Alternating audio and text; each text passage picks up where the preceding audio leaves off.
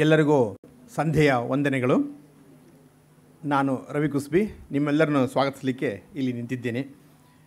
ಕನ್ನಡ ಮತ್ತು ಸಂಸ್ಕೃತಿ ನಿರ್ದೇಶನ ಕರ್ನಾಟಕ ಸರ್ಕಾರದ ಸಹಕಾರದಲ್ಲಿ ಸಮನ್ವಯ ಸಮಿತಿ ಭಾರತೀಯ ಸ್ಟೇಟ್ ಬ್ಯಾಂಕ್ ಕನ್ನಡ ಸಂಘಗಳು ಸ್ಥಾಪಿಸಿರುವ ಡಾಕ್ಟರ್ HSK ಕೃಷ್ಣಸ್ವಾಮಿ ಅಯ್ಯಂಗಾರ್ ಸ್ಮಾರಕ ದತ್ತಿ ಉಪನ್ಯಾಸಕ್ಕೆ ನಿಮ್ಮೆಲ್ಲರನ್ನು ಆದರದಿಂದ ನಾನು ಬರಮಾಡಿಕೊಳ್ತಾ ಇದ್ದೀನಿ. ಜೊತೆಗೆ ಇಂದು ನಮ್ಮನ್ನು ಉದ್ದೇಶಿಸಿ ಮಾತನಾಡಲಿರುವ ನಮ್ಮ ಅತಿಥಿಗಳು ಶ್ರೀಯುತ TK ರಂಗನಾಥ್ ಅವರಿಗೂ ಆದರದ ಸ್ವಾಗತವನ್ನು ನಾನು ಕೋರ್ತಾ ಇದ್ದೀನಿ. ರಂಗನಾಥ್ ಅವರಿಗೂ ಆದರದ ಸ್ವಾಗತವನ್ನು ನಾನು ಕೋರ್ತಾ ಇದ್ದೀನಿ.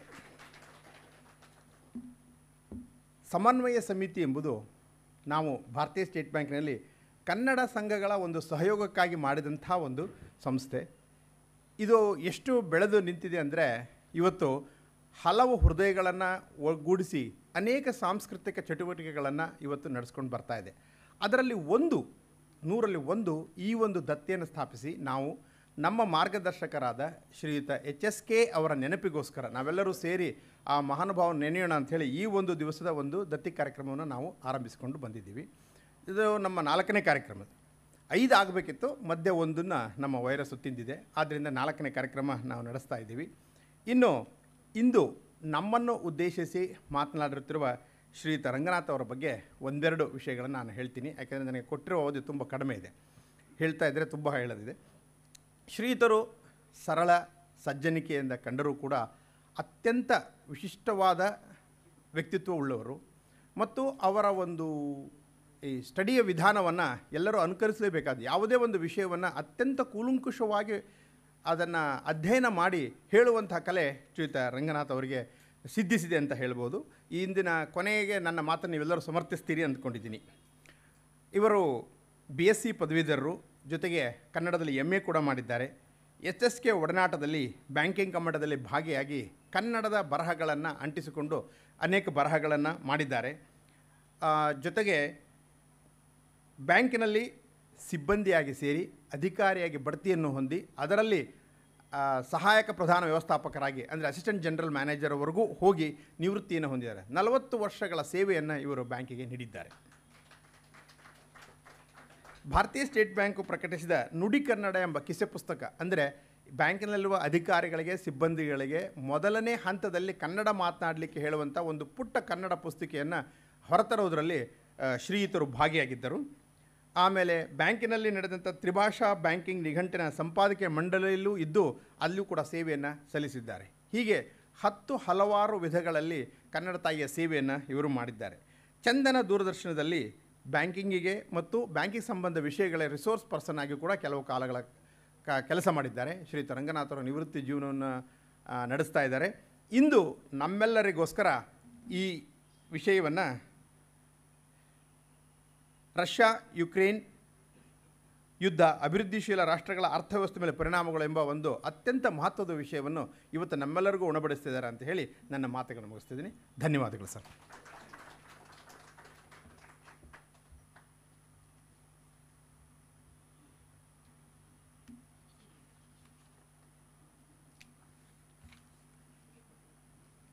ಆತ್ಮೀಯರೇ, ಗುರುಬ್ರಹ್ಮ ಗುರುವಿಷ್ಣು ಗುರುದೇವೋ ಮಹೇಶ್ವರ, ಗುರು ಸಾಕ್ಷಾತ್ ಪರಬ್ರಹ್ಮ ತಸ್ಮೈ ಶ್ರೀ ಗುರವೇ ನಮಃ.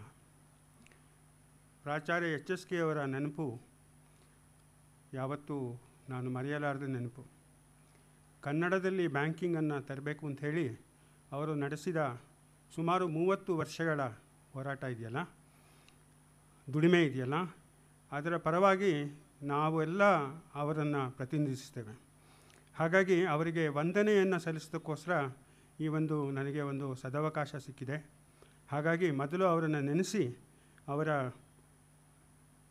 ಅವರಿಗೆ ನನ್ನ ನಮಸ್ಕಾರಗಳನ್ನು ತಿಳಿಸಿ ನನ್ನ ಭಾಷಣವನ್ನು ಈಗ ಪ್ರಾರಂಭ ಮಾಡ್ತಾ ಇದ್ದೇನೆ. ಇಂದು ನನ್ನ ಬಾಳಿನ ಸುದಿನ.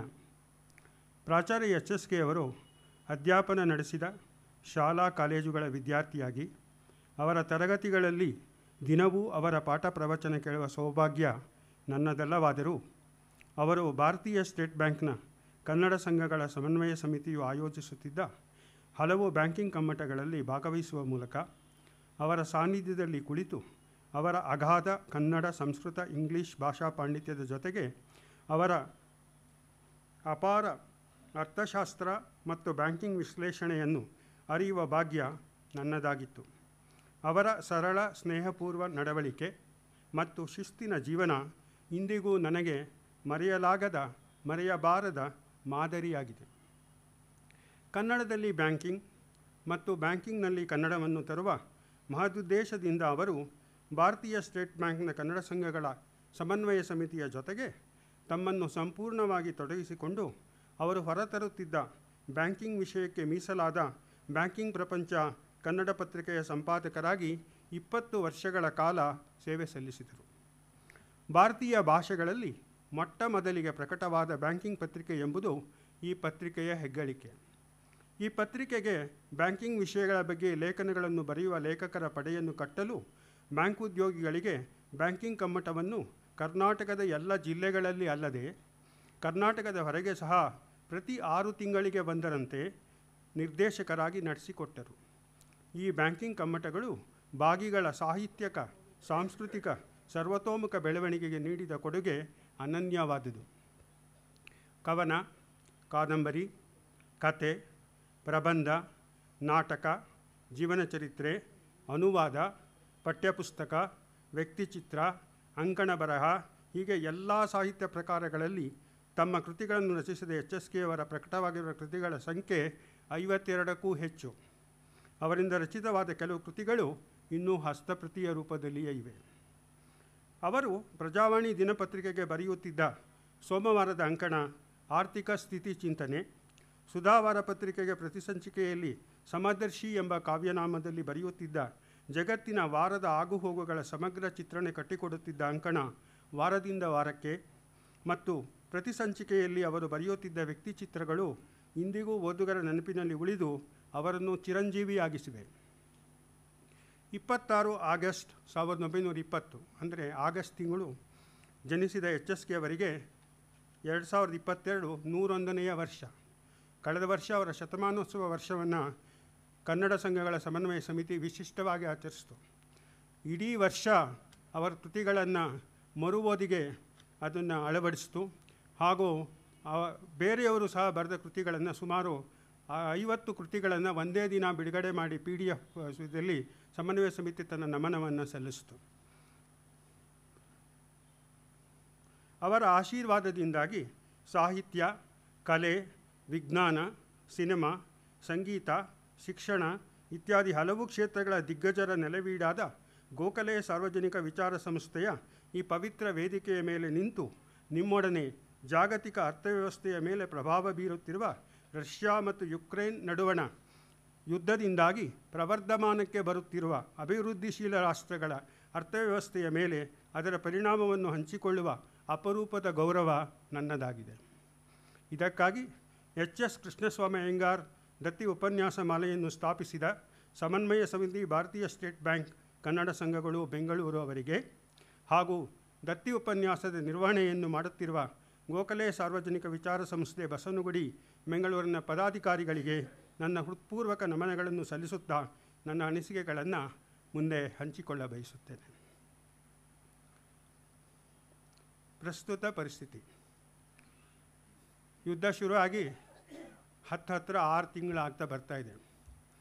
ಶುರು ಆದಾಗ ಯಾರಿಗೂ ಇದು 1 ವಾರ ನಡಿಬೋದು ಅಥವಾ 2 ವಾರ ನಡಿಬೋದು ಅನ್ನೋವಂಥ ಅನಿಸಿತ್ತು. ಆದರೆ ಅದು ಹೋಗ್ತಿರೋ ರೀತಿ ನೋಡಿದ್ರೆ ಯಾರೂ ಇದ್ರ ಬಗ್ಗೆ ನಿಲ್ಲಿಸೋಕ್ಕೆ ಕ್ರಮನೇ ತಗೊಳ್ತಾ ಇಲ್ವೇನೋ ಅನ್ನಿಸ್ತಾ ಇದೆ.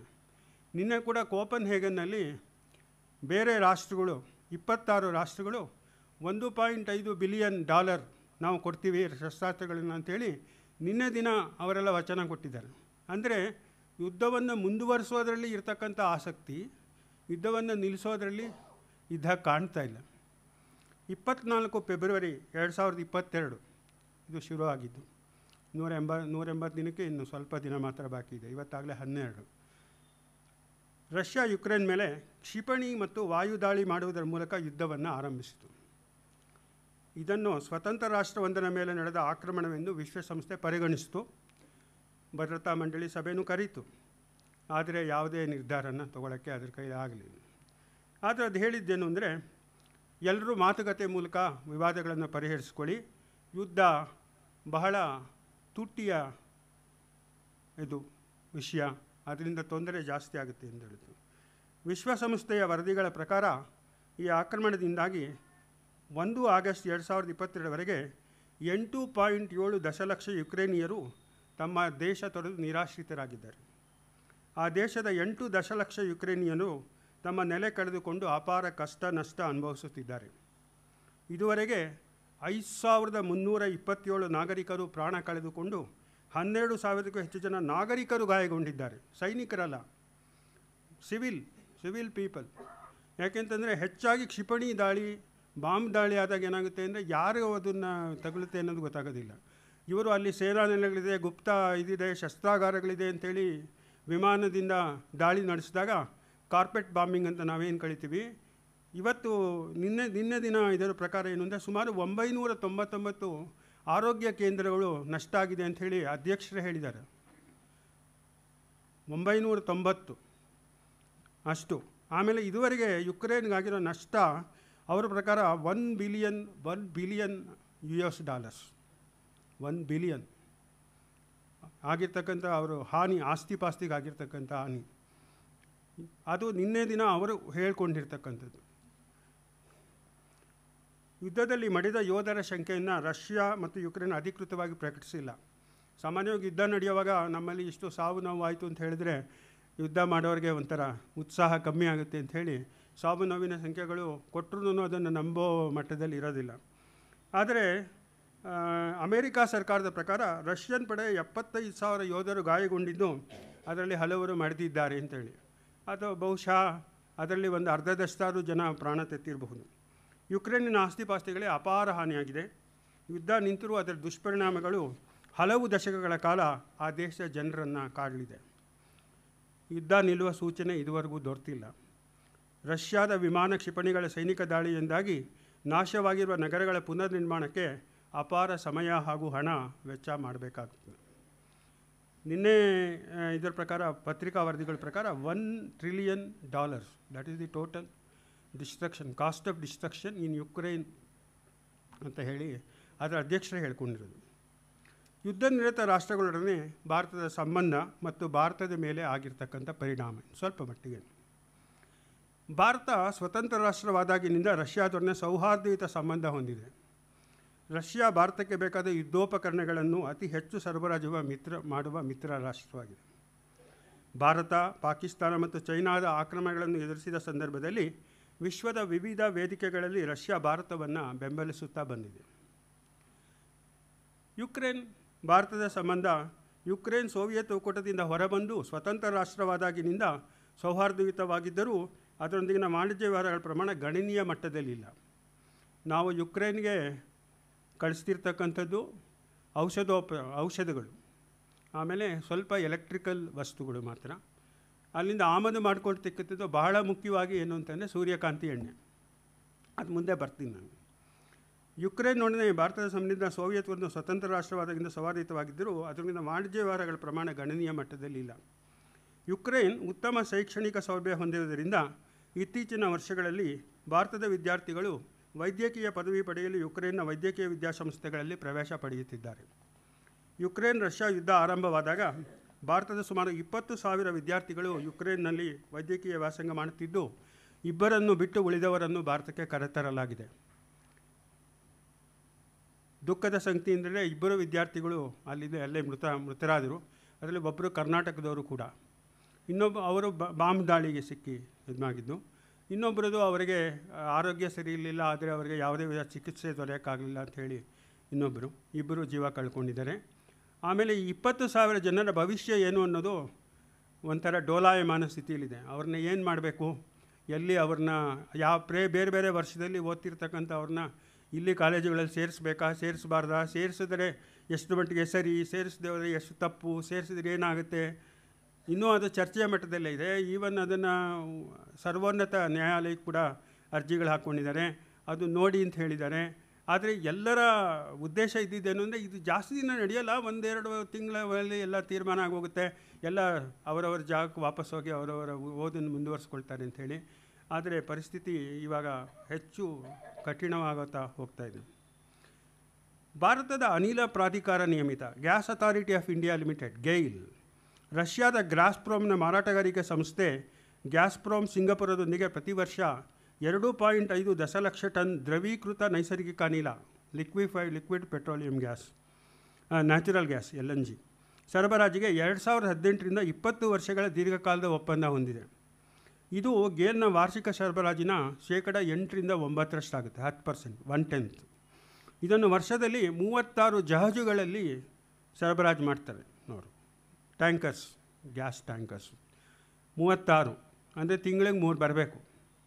ಈ ವರ್ಷ ಮೇ ತಿಂಗಳಿಂದ ಸರಬರಾಜಿನಲ್ಲಿ ವ್ಯತ್ಯಯವಾಗಿದ್ದು ಇದುವರೆಗೆ ಈ ವರ್ಷ ಬರಬೇಕಾಗಿದ್ದ 8 ಜಹಾಜುಗಳಷ್ಟು ಅನಿಲ ಬಂದಿಲ್ಲ, ಅಂದರೆ ಆಲ್ಮೋಸ್ಟ್ 3 ತಿಂಗಳು. ಗೈಲ್ ಬೇರೆ ಮೂಲಗಳಿಂದ ಹೆಚ್ಚಿನ ನೈಸರ್ಗಿಕ ಅನಿಲ ಖರೀದಿಸುವ ಪ್ರಯತ್ನ ನಡೆಸಿದೆಯಾದರೂ ಅದು ಪೂರ್ಣವಾಗಿ ಸಫಲವಾಗಿಲ್ಲ. ಯಾಕೆಂದರೆ ಮಾರುಕಟ್ಟೆಯಲ್ಲಿ ಬೆಲೆ ತುಂಬ ಏರಿದೆ. ಜೊತೆಗೆ ಎಲ್ಲರೂ ಈ ಥರ ದೀರ್ಘಕಾಲೀನ ಒಪ್ಪಂದಗಳನ್ನು ಮಾಡ್ಕೊಂಡಿರೋದ್ರಿಂದ ಯಾರ ಹತ್ರನೂ ಹೆಚ್ಚಿನ ಇದಿಲ್ಲ, ಸರಬರಾಜು ಕುಂಠಿತ ಆಗಿದೆ, ಬೆಲೆ ಏರಿದೆ.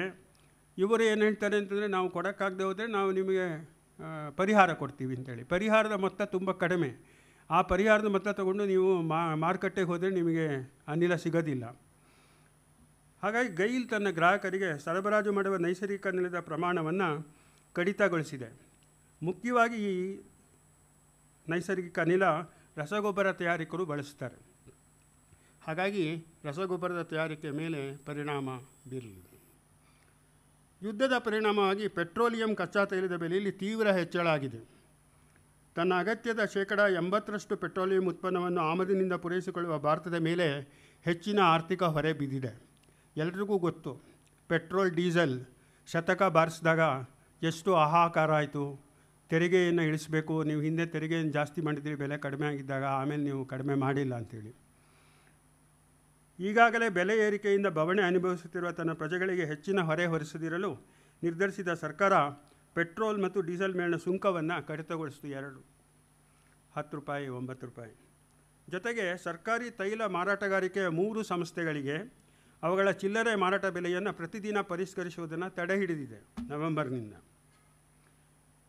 ಹಾಗಾಗಿ 30 ಜೂನ್ 2022ಕ್ಕೆ ಕೊನೆಯಾದ ತ್ರೈಮಾಸದಲ್ಲಿ, ಈ ವರ್ಷದ ಆರ್ಥಿಕ ವರ್ಷದ ಮೊದಲ 3 ತಿಂಗಳಲ್ಲಿ 3 ಕಂಪನಿಗಳು ಸುಮಾರು 18,500 ಕೋಟಿ ನಷ್ಟವನ್ನು ಘೋಷಿಸಿದೆ.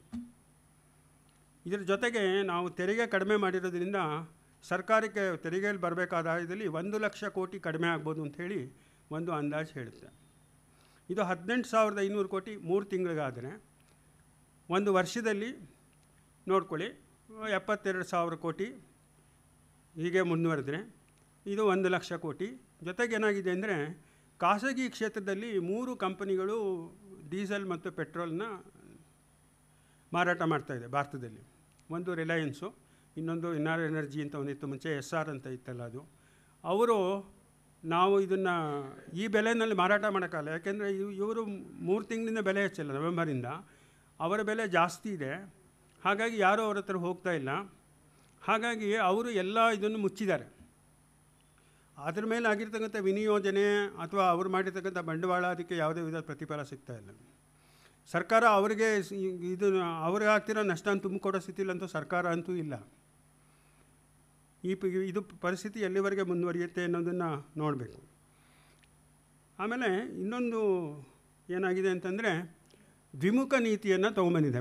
ಡೀಸೆಲ್ ಎಸ್ಪೆಷಲಿ ಡೀಸೆಲಲ್ಲಿ ಏನಾಗಿದೆ ಅಂದರೆ, ಸಗಟು ಬಳಕೆದಾರಿದಾರಲ್ಲ, ರಸ್ತೆ ಸಾರಿಗೆ ಸಂಸ್ಥೆ, ಇಂಡಿಯನ್ ರೈಲ್ವೆ, ಆಮೇಲೆ ದೊಡ್ಡ ದೊಡ್ಡ ಕಾರ್ಖಾನೆಗಳು, ಅವರಿಗೆ ಹೆಚ್ಚಿನ ಬೆಲೆಯಲ್ಲಿ ನಾವು ಈ ತೆರಿಗೆ ಏನು ಇಳಿಸಿದ್ದೀವಿ ಅದು ಬರೀ ಚಿಲ್ಲರೆ ಗ್ರಾಹಕರಿಗೆ ಮಾತ್ರ ಅಂಥೇಳಿ ಅವರಿಗೆ ಹೆಚ್ಚಿನ ದರದಲ್ಲಿ ಅವರು ಡೀಸೆಲನ್ನು ಖರೀದಿ ಮಾಡಬೇಕು. ಅದು ಒಂಥರ ಬಹಿರಂಗಗೊಳಿಸಿಲ್ಲ ಬೆಲೆ ಎಷ್ಟು ಅಂಥೇಳಿ. ಅದನ್ನೇ ಅವ್ರೇನು ಹೇಳ್ತಾರೆ ಅಂತಂದರೆ, ಅಂತಾರಾಷ್ಟ್ರೀಯ ಬೆಲೆ ಏನಿದೆ ಅದ್ರ ಮೇಲೆ ನೋಡಿಕೊಂಡು ಅದನ್ನು ನಿರ್ಧರಿಸ್ತೀವಿ, ಅದ್ರ ಪ್ರಕಾರ ನೀವು ಕೊಡಬೇಕು ಅಂತ. ನಮಗೆ ಗೊತ್ತಿರೋ ಹಾಗೆ ಭಾರತೀಯ ರೈಲ್ವೆ ಆಗಲಿ ಅಥವಾ ಯಾವುದೇ ರಸ್ತೆ ಸಾರಿಗೆ ಸಂಸ್ಥೆಗಳು, ಎಸ್ಪೆಷಲಿ ಸರ್ಕಾರಿ ರಸ್ತೆ ಸಾರಿಗೆ ಸಂಸ್ಥೆಗಳು, BMTC, KSRTC ಈ ಥರದ್ದು ಈಗಾಗಲೇ ಅವ್ರು ನಷ್ಟದಲ್ಲಿವೆ. ಅವು ಹೆಚ್ಚಿನ ದರದಲ್ಲಿ ಡೀಸೆಲ್ ತೊಗೊಂಡು ಮಾಡಿದಾಗ ಏನಾಗುತ್ತೆ, ಮತ್ತಷ್ಟು ಹೆಚ್ಚಿನ ನಷ್ಟ ಆಗುತ್ತೆ. ಆ ನಷ್ಟವನ್ನು ಕೂಡ ತುಂಬಿಕೊಡಬೇಕಾದ ಪರಿಸ್ಥಿತಿ ಬರುತ್ತೆ. ನಾವು ಇವತ್ತು ಕೂಡ ನಿನ್ನೆ ಕೂಡ ಪೇಪರಲ್ಲಿ ಓದಿದ್ವಿ, ಕರ್ನಾಟಕ ರಾಜ್ಯ ರಸ್ತೆ ಸಾರಿಗೆ ಸಂಸ್ಥೆ ಸುಮಾರು 1,000 ಕೋಟಿ ರೂಪಾಯಿಗಳು ಅವರ ಭವಿಷ್ಯ ನಿಧಿ ಇವ್ರದ್ದು ಸಿಬ್ಬಂದಿದು ಅದನ್ನು ಕೊಡೋಕ್ಕಾಗಿಲ್ಲ, ಸಂಬಳ ಕೊಡೋಕ್ಕೆ ಅವರಿಗೆ ಪ್ರತಿ ತಿಂಗಳೂ ಸರ್ಕಾರದಿಂದ ಹಣ ಕೊಡಬೇಕು ಅಂತ. ಆ ಪರಿಸ್ಥಿತಿ ಒಳಗೆ ತೊಂದರೆ ಎಲ್ಲರೂ ಕಟ್ಟಿಟ್ಟ ಬುತ್ತಿ ಆಗುತ್ತೆ.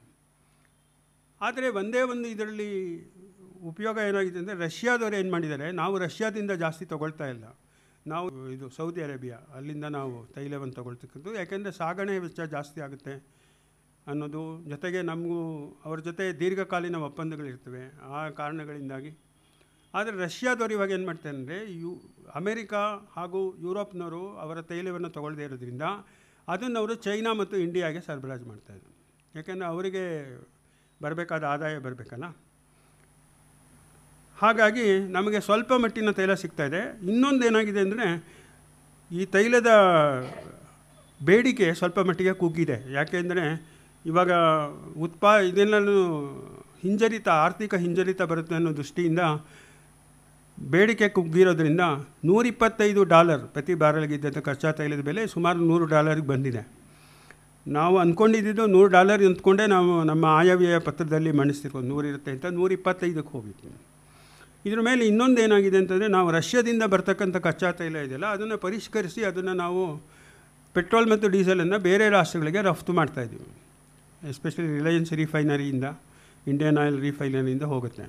ಅದ್ರ ಮೇಲೆ ಸ್ವಲ್ಪ ಹೆಚ್ಚಿನ ತೆರಿಗೆಯನ್ನು ಈಗ 2 ತಿಂಗಳಿಂದ ವಿಧಿಸ್ತಾ ಇದ್ದಾರೆ. ಯಾಕೆಂದರೆ ಅವರಿಗೆ ಅನಿರೀಕ್ಷಿತ ಹೆಚ್ಚಿನ ಲಾಭ ಬರ್ತಾಯಿದೆ. ಹಾಗಾಗಿ ಅನಿರೀಕ್ಷಿತ ಅಪಾರ ಲಾಭ, ವಿಂಡ್ಫಾಲ್ ಗೇನ್ಸ್ ಇದೆಯಲ್ಲ, ಅದರ ಮೇಲೆ ಸ್ವಲ್ಪ ತೆರಿಗೆ ವಿಧಿಸಿದೆ. ಅದರಿಂದ ಎಷ್ಟು ಹಣ ಬರುತ್ತೆ ಅನ್ನೋದು ನೋಡಿಕೊಂಡು ಸ್ವಲ್ಪ ಮಟ್ಟಿನ ಕೊರತೆಯನ್ನು. ಭಾರತದ ನೀತಿ ಏನಿದೆ ಅಂದರೆ, ಯುದ್ಧ ಆರಂಭವಾದ ದಿನದಿಂದಲೇ ಭಾರತ ಯುದ್ಧವನ್ನು ನಿಲ್ಲಿಸಿ ಮಾತುಕತೆಯ ಮೂಲಕ ವಿವಾದವನ್ನು ಬಗೆಹರಿಸಿಕೊಳ್ಳಲು ಕರೆ ನೀಡಿದೆ. ಪ್ರಧಾನಮಂತ್ರಿಯವರು ಪುಟಿನ್ ಜೊತೆ ಮಾತಾಡಿದ್ದಾರೆ, ಆದರೆ ಅವರು ಏನು ಹೇಳಿದಾರೋ ಗೊತ್ತಿಲ್ಲ. ಯುಕ್ರೇನ್ ಮೇಲಿನ ರಷ್ಯನ್ ಆಕ್ರಮಣವನ್ನು ಖಂಡಿಸುವ ವಿಶ್ವಸಂಸ್ಥೆಯ ನಿರ್ಣಯದಲ್ಲಿ ಭಾರತ ಮತ ನೀಡಿಕೆಯಲ್ಲಿ ಭಾಗವಹಿಸದಿರುವುದರ ಮೂಲಕ ತಟಸ್ಥ ನಿಲುವು ತೆಗೆದುಕೊಂಡಿದೆ. ಇದನ್ನು ಕೆಲವರು ಒಪ್ತಾರೆ, ಕೆಲವರು ಒಪ್ಪಲ್ಲ. ಭಾರತ, ಜರ್ಮನಿ, ಚೆಕ್ ಗಣರಾಜ್ಯ, ಹಂಗೇರಿ ಮತ್ತು ನಾರ್ವೆಯಲ್ಲಿ ಕಾರ್ಯನಿರ್ವಹಿಸಿದ್ದ ರಾಯಭಾರಿಗಳನ್ನು ವಜಾ ಮಾಡಿ ಹೊಸ ರಾಯಭಾರಿಗಳನ್ನು ನೇಮಕ ಮಾಡುವುದಾಗಿ 10/7/22 ಯುಕ್ರೇನ್ನ ಅಧ್ಯಕ್ಷರು ಘೋಷಿಸಿದ್ದಾರೆ. ಅವರನ್ನು ವಜಾ ಮಾಡಲು ಯಾವುದೇ ಕಾರಣ ನೀಡದಿದ್ದರೂ ಅವರು ರಾಯಭಾರಿಯಾಗಿರುವ ದೇಶಗಳಲ್ಲಿ ಆಯಾ ದೇಶಗಳಿಂದ ಯುಕ್ರೇನ್ ಪರವಾಗಿ ಬೆಂಬಲ ಪಡೆಯಲು ಅವರು ವಿಫಲರಾಗಿರುವುದು ಅವರನ್ನು ಹುದ್ದೆಯಿಂದ ವಜಾ ಮಾಡಲು ಕಾರಣ ಅಂತ ಭಾವಿಸಲಾಗಿದೆ. ಇಷ್ಟೆಲ್ಲ ಆಯಿತು. ಯಾತಕ್ಕೆ ರಷ್ಯಾಗೆ ಯುಕ್ರೇನ್ ಮೇಲೆ ಕೋಪ? ಅದು ನೆರೆ ರಾಷ್ಟ್ರ ಅಂಡು ಒಂದು ಕಾಲದಲ್ಲಿ ಅದು ಅದರ ಭಾಗವೂ ಆಗಿತ್ತು. ನಾವು ಹೇಗೆ ಇವಾಗ ಪಾಕಿಸ್ತಾನ ನಮ್ಮ ಭಾಗ ಆಗಿತ್ತು, ಅದೇ ಥರ ಹಿಂದೆ ನಮ್ಮದೇ ಜಾಗ ಅದು, ಇದೇನು ಬೇರೆ ದೇಶವಾಗಿ ಹೋಗ್ಬೋದು. ಕಾರಣ ಏನಿರಬಹುದು? ರಷ್ಯಾದ ಅಧ್ಯಕ್ಷ ವ್ಲಾಡಿಮಿರ್ ಪುತಿನ್ 24/2/2022 ಯುಕ್ರೇನನ್ನು ಸೈನಿಕ ಮತ್ತು ನಾಜಿ ಆಡಳಿತದಿಂದ ಮುಕ್ತಗೊಳಿಸುವ ವಿಶೇಷ ಸೈನಿಕ ಕಾರ್ಯಾಚರಣೆಯನ್ನು ಆರಂಭಿಸುವ ಘೋಷಣೆ. ಅವ್ರು ಹೇಳಿದ್ದೇನು ಅಂತಂದರೆ, ಸೈನಿಕ ಆಡಳಿತ ಇದೆ ಅಲ್ಲಿ, ಜನಗಳಿಗೆ ಯಾವುದೇ ಒಂದು ಸಿಗ್ತಿಲ್ಲ, ಅದರಿಂದ ಮುಕ್ತಗೊಳಿಸ್ತೀವಿ, ವಿಶೇಷ ಸೈನಿಕ ಕಾರ್ಯಾಚರಣೆ ಇದು ಆರಂಭ ಆಯಿತು. ಯುಕ್ರೇನ್ ರಾಜಧಾನಿ ಕೀವ್ ಸೇರಿದಂತೆ ಹಲವು ನಗರಗಳ ಮೇಲೆ ವಿಮಾನ ಹಾಗೂ ಕ್ಷಿಪಣಿಗಳ ದಾಳಿಯ ನಂತರ ರಷ್ಯಾದ ಭೂಸೇನೆ ಹಲವು ದಿಕ್ಕುಗಳಿಂದ ಯುಕ್ರೇನ್ ಮೇಲೆ ದಾಳಿಯನ್ನು ಆರಂಭಿಸಿತು. ಇದಕ್ಕೆ ಪ್ರತ್ಯುತ್ತರವಾಗಿ ಯುಕ್ರೇನ್ ಅಧ್ಯಕ್ಷ ವ್ಲಾಡಿಮಿರ್ ಜೆಲೆನ್ಸ್ಕಿ ಮಾರ್ಷಲ್ ಕಾನೂನು ಜಾರಿಗೊಳಿಸಿ ದೇಶದ ಜನತೆಗೆ ಸೇನೆ ಸೇರಿ ಯುದ್ಧದಲ್ಲಿ ಪಾಲ್ಗೊಳ್ಳಲು ಆದೇಶ ಹೊರಡಿಸಿದರು. ವಿಶ್ವದ ಬಲಿಷ್ಠ ರಾಷ್ಟ್ರ ರಷ್ಯಾದ ವಿರುದ್ಧ ಅತಿ ಸಣ್ಣ ರಾಷ್ಟ್ರವಾದ ಯುಕ್ರೇನ್ ಪ್ರಬಲ ಪ್ರತಿರೋಧ ಒಡ್ಡಿದ್ದು ಅದನ್ನು ಯುರೋಪ್ ಮತ್ತು ಅಮೆರಿಕ ಖಂಡದ ಹಲವು ದೇಶಗಳು ಬೆಂಬಲಿಸಿವೆ. ನಾನು ಆಗಲೇ ಹೇಳಿದೆ, ನಿನ್ನೆ ಕೂಡ ಸಭೆಯಲ್ಲಿ ನಾವು ಕೊಡ್ತೀವಿ, ನಿಮಗೆ ನೆರವು ಕೊಡ್ತೀವಿ, 1.5 ಟ್ರಿಲಿಯನ್ ನಾವು ನೆರವು ಕೊಡ್ತೀವಿ ಯುದ್ಧಕ್ಕೆ, ಶಸ್ತ್ರಾಸ್ತ್ರಗಳಿಗೆ, ಇದಕ್ಕೆ ಅಂತ ಹೇಳಿ ಯುರೋಪ್ ಮತ್ತು ಅಮೆರಿಕ ಖಂಡದ ಹಲವು ದೇಶಗಳು ಬೆಂಬಲಿಸಿವೆ. ರಷ್ಯಾದ ಈ ಆಕ್ರಮಣದ ಹಿಂದಿನ ಪ್ರಮುಖ ಉದ್ದೇಶ ಯುಕ್ರೇನ್ನಲ್ಲಿ ಪ್ರಸ್ತುತ ಅಧಿಕಾರದಲ್ಲಿರುವ ಸರ್ಕಾರವನ್ನು ಪದಚ್ಯುತಗೊಳಿಸುವ ಮೂಲಕ ಯುಕ್ರೇನ್ ನೇಟೋ ಒಕ್ಕೂಟವನ್ನು ಸೇರುವುದನ್ನು ತಡೆಯುವುದಾಗಿದೆ. ಹಾಗಾಗಿ ನೇಟೋ ಒಕ್ಕೂಟದ ಎಲ್ಲ ರಾಷ್ಟ್ರಗಳು ಯುಕ್ರೇನ್ಗೆ ತಮ್ಮ ಬೆಂಬಲ ಘೋಷಿಸಿ ಶಸ್ತ್ರಾಸ್ತ್ರ ಮತ್ತು ಆರ್ಥಿಕ ನೆರವು ಒದಗಿಸುವುದರ ಜೊತೆಗೆ ರಷ್ಯಾದೊಳಗಿನ ವ್ಯಾಪಾರ ವಹಿವಾಟುಗಳನ್ನು ಸ್ಥಗಿತಗೊಳಿಸುವುದರ ಮೂಲಕ ಆರ್ಥಿಕ ನಿರ್ಬಂಧಗಳನ್ನು ವಿಧಿಸಿವೆ. ಇದು ಎಕನಾಮಿಕ್ ವಾರ್. ಅಮೆರಿಕ ಮತ್ತು ಯುರೋಪ್ನ ಹಲವು ಬಹುರಾಷ್ಟ್ರೀಯ ಕಂಪನಿಗಳು ರಷ್ಯಾದಲ್ಲಿ ತಮ್ಮ ಸೇವೆಗಳನ್ನು ಸ್ಥಗಿತಗೊಳಿಸಿ ಹೊರ ನಡೆದಿವೆ. ಭಾಳ ಮುಖ್ಯವಾಗಿ IBM, Intel, Microsoft, DHL, FedEx, Airbus ಅವರು ನಾವೇನು ಮಾಡೋದೇ ಇಲ್ಲ ನಿಮ್ಮ ಜೊತೆ ಅಂತೇಳಿ. ಜೊತೆಗೆ Amex, bank of America, bank of New York, Citigroup, Deutsche bank, Goldman ಸಾಕ್ಸ್, JP ಮಾರ್ಗನ್, ಮಾಸ್ಟರ್, ವೀಸಾ ಯಾರೂ ಅಲ್ಲಿ ಸೇವೆಗಳನ್ನು ಒದಗಿಸ್ತಾ ಇಲ್ಲ. ಬ್ಲೂಮ್ಬರ್ಗ್, ನೆಟ್ಫ್ಲಿಕ್ಸ್ ಅವರು ಕೂಡ ಆಚೆ ಹೋಗಿದ್ದಾರೆ. ಅಮೆರಿಕ ರಷ್ಯಾದ ಕೇಂದ್ರ ಬ್ಯಾಂಕ್ ಹೊಂದಿರುವ ಅಮೆರಿಕನ್ ಡಾಲರ್ ಖಾತೆಗಳನ್ನು ಸ್ಥಗಿತಗೊಳಿಸಿ ರಷ್ಯಾ ಅಮೆರಿಕನ್ ಡಾಲರ್ನಲ್ಲಿ ಮರುಪಾವತಿ ಮಾಡಬೇಕಾದ ಸಾಲಗಳ ಅಸಲು ಮತ್ತು ಬಡ್ಡಿಯ ಮರುಪಾವತಿಗೆ 3 ತಿಂಗಳವರೆಗೆ ಮಾತ್ರ ಅವಕಾಶ ನೀಡಿ ವಿನಾಯಿತಿ ನೀಡಿತ್ತು. ಅದನ್ನು ವಿಸ್ತರಿಸಿಲ್ಲ. ಹಾಗಾಗಿ ರಷ್ಯಾ ಮರುಪಾವತಿ ದಿನದಂದು ಡಾಲರ್ನಲ್ಲಿ ಮರುಪಾವತಿ ಮಾಡಬೇಕಾದ ಸಾಲದ ಬಡ್ಡಿ ಅಥವಾ ಅಸಲನ್ನು ಪಾವತಿ ಮಾಡಲು ಕಟಬಾಕಿದಾರನಾಗಿದೆ. ದುಡ್ಡಿದ್ದೂ ಬ್ಯಾಂಕಲ್ಲಿ ಅದನ್ನು ಮಾಡೋಕ್ಕಾಗಿಲ್ಲ. ಅವರ ಫಾರಿನ್ ಎಕ್ಸ್ಚೇಂಜ್ ರಿಸರ್ವ್ ರಷ್ಯಾದೇನಿದೆ ಅದಷ್ಟನ್ನು ಇದು ಮಾಡಿದ್ದಾರೆ, ಬ್ಲಾಕ್ ಮಾಡಿದ್ದಾರೆ. ಜೊತೆಗೆ ಬೇರೆ ಬ್ಯಾಂಕ್ಗಳು ಡಾಲರ್ ಖಾತೆಗಳು ಇಟ್ಕೊಂಡಂಥ ಸುಮಾರು $600 ಮಿಲಿಯನ್ ಹಣ ಕೂಡ ಸ್ಥಗಿತಗೊಂಡಿದೆ. ಅಮೆರಿಕ ಸಂಯುಕ್ತ ಸಂಸ್ಥಾನ ರಷ್ಯಾದಿಂದ ಪೆಟ್ರೋಲಿಯಂ, ಕಚ್ಚಾ ತೈಲ ಮತ್ತು ಅನಿಲದ ಆಮದನ್ನು ಸಂಪೂರ್ಣವಾಗಿ ನಿಷೇಧಿಸಿದೆ. ಯುರೋಪಿಯನ್ ಒಕ್ಕೂಟ ರಷ್ಯಾದಿಂದ ಅನಿಲದ ಆಮದನ್ನು 1 ವರ್ಷದೊಳಗೆ 3/2 ಕಡಿತಗೊಳಿಸಲು ಮತ್ತು ಯುನೈಟೆಡ್ ಕಿಂಗ್ಡಮ್ ಆಫ್ ಬ್ರಿಟನ್ 2022 ಅಂತ್ಯದ ವೇಳೆಗೆ ಕಚ್ಚಾ ತೈಲದ ಆಮದನ್ನು ಸಂಪೂರ್ಣವಾಗಿ ನಿಲ್ಲಿಸುವ ಗುರಿ ಹೊಂದಿದೆ. ಜರ್ಮನ್ ನಾರ್ಡ್ ಸ್ಟ್ರೀಮ್ 2 ಅನಿಲ ಕೊಳವೆಗಳು, ಪ್ಯಾರಲಲ್ ಅನಿಲ ಕೊಳವೆಗಳು, ಆ ಕೊಳವೆಗಳ ಮೂಲಕ ನೈಸರ್ಗಿಕ ಅನಿಲ ಸಪ್ಲೈ ಆಗುತ್ತೆ ಯುರೋಪಿಗೆ. 1240 ಕಿಲೋಮೀಟ್ರು ಒಂದೊಂದು ಕೊಳವೆ ಇರೋದು ಒಟ್ಟು. ಅದು ನಾರ್ಡ್ ಸ್ಟ್ರೀಮ್ 1 ಅಂತಿತ್ತು, ಅದರಲ್ಲಿ 2 ಕೊಳವೆ ಇದೆ. ತಿರುಗಿ ನಾರ್ಡ್ ಸ್ಟ್ರೀಮ್ 2ನಲ್ಲಿ ಇನ್ನೂ 2 ಕೊಳವೆ ಇದೆ. ಇದು ಈಗಾಗಲೇ ಸಿದ್ಧವಾಗಿದೆ, ಆದರೆ ಅದಕ್ಕೆ ಬೇಕಾದಂಥ ಅನುಮತಿಯನ್ನು ಜರ್ಮನಿ ಕೊಡ್ತಾಯಿಲ್ಲ. ಹಾಗಾಗಿ ಜೊತೆಗೆ ಇವಾಗ ನಾವು ತಗೊಳ್ಳೋದೇ ನಿಲ್ಲಿಸ್ತೀವಿ ಅಂತಿರುವಾಗ ಹೊಸ ಕೊಳವೆ ಇದ್ದೇನು ಪ್ರಯೋಜನ? ಸಿದ್ಧಗೊಂಡು ಅದರ ಮೂಲಕ ನೈಸರ್ಗಿಕ ಅನಿಲ ಪೂರೈಸಲು ನೀಡಬೇಕಾದ ಒಪ್ಪಿಗೆ ಇನ್ನೂ ನೀಡಿಲ್ಲ ಜರ್ಮನಿ. ಆಯಿತಾ? ಹಾಗಾಗಿ ಏನು ಮಾಡ್ತು ರಷ್ಯಾ ಅಂದರೆ, ನಾರ್ಡ್ ಸ್ಟ್ರೀಮ್ 1 ಕೊಳವೆ ಮಾರ್ಗದ ವಾರ್ಷಿಕ ನಿರ್ವಹಣೆ ಮಾಡಬೇಕು ಅಂತೇಳಿ ಕಳೆದ ತಿಂಗಳು ಅನಿಲ ಪೂರೈಕೆಯನ್ನು ನಿಲ್ಲಿಸಿತ್ತು. ಇತ್ತೀಚೆಗೆ ಪೂರೈಕೆಯನ್ನು ಆರಂಭಿಸಿದ್ರು, ಅದು ಪೂರ್ಣ ಪ್ರಮಾಣದಲ್ಲಿ ಹೋಗ್ತಾ ಇಲ್ಲ, ಬಿಟ್ಟು ಹೋಗ್ತಾ ಇದೆ. ಅದಕ್ಕೇನೋ ಒಂದು ಜನರೇಟ್ರ್ ಬರಬೇಕಾಗಿತ್ತು, ಅದನ್ನು ಕೆನಡಾಗೆ ಹೋಗಿದೆ, ಕೆನಡಾಯಿಂದ ಬರುತ್ತೆ, ಅದನ್ನು ಬಂದ ಮೇಲೆ ಮಾಡ್ತೀವಿ ಅಂಥೇಳಿ. ಯುರೋಪಿಯನ್ ಒಕ್ಕೂಟ, UK, ಅಮೆರಿಕ ಸಂಯುಕ್ತ ಸಂಸ್ಥಾನ ಮತ್ತು ಕೆನಡಾದ ವಾಯುಯಾನ ಪ್ರದೇಶವನ್ನು ಪ್ರವೇಶಿಸಲು ರಷ್ಯನ್ ವಿಮಾನ ಸಂಸ್ಥೆಗಳ ವಿಮಾನಗಳಿಗೆ ನಿಷೇಧ ಹೇರಲಾಗಿದೆ. ಪ್ರಯಾಣ ಯಾವ ವಿಮಾನಗಳು ಸಂಚರಿಸೋ ಆಗಿಲ್ಲ.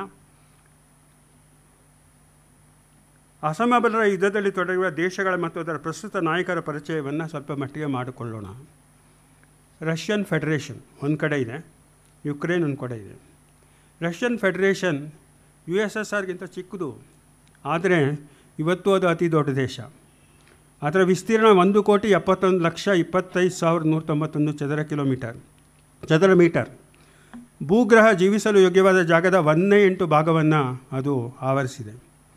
ಈ ದೇಶ 7 ವೇಳಾ ವಲಯಗಳಿಗೆ ವ್ಯಾಪಿಸಿದ್ದು, ಇದರಲ್ಲಿ 145.5 ದಶಲಕ್ಷ ಜನ ವಾಸಿಸುತ್ತಾರೆ. ಹಾಗಾಗಿ ರಷ್ಯಾ ಯುರೋಪ್ ಖಂಡದ ಅತಿ ಹೆಚ್ಚು ಜನಸಂಖ್ಯೆಯ ರಾಷ್ಟ್ರವಾಗಿದ್ದು, ಜಗತ್ತಿನ ಅತಿ ಹೆಚ್ಚು ಜನಸಂಖ್ಯೆಯ ದೇಶಗಳಲ್ಲಿ 8ನೇ ಸ್ಥಾನ ಹೊಂದಿದೆ, 8th ಪಾಪ್ಯುಲೇಷನ್. ಸೇನಾ ಬಲದಲ್ಲಿ ಜಗತ್ತಿನ 2ನೇ ಅತಿ ಹೆಚ್ಚು ಸೇನಾಬಲ ಹೊಂದಿರೋದು ರಾಷ್ಟ್ರ. ಅವರ ವಾರ್ಷಿಕ ಸೇನಾ ವೆಚ್ಚ 4ನೇ ಸ್ಥಾನ ಜಗತ್ತಿನಲ್ಲಿ. ಬಹಳ ಭಯ ಆಗೋ ಸಂಗತಿ ಅಂದರೆ, ಅದು ಹೊಂದಿರುವ ಅಣ್ವಸ್ತ್ರಗಳ ಸಂಖ್ಯೆ ಜಗತ್ತಿನಲ್ಲಿ ಅತಿ ಹೆಚ್ಚಿನದು. ಅಮೆರಿಕಕ್ಕಿಂತ ಜಾಸ್ತಿ ರಷ್ಯಾ ಬಳಿ ಇದೆ.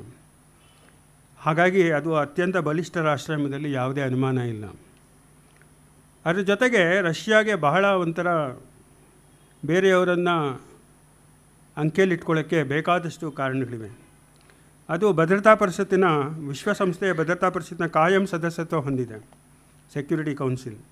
ಜೊತೆಗೆ group of 20, G20, Shanghai cooperation organisation, Shanghai ಸಹಕಾರ ಸಂಸ್ಥೆ, ಯುರೋಪಿಯನ್ ಕೌನ್ಸಿಲ್, ಯುರೋಪ್ ಪರಿಷತ್ತು, ಬ್ರಿಕ್ಸ್ ಒಕ್ಕೂಟ, that is Brazil, Russia, India, China, ದಕ್ಷಿಣ ಆಫ್ರಿಕಾ,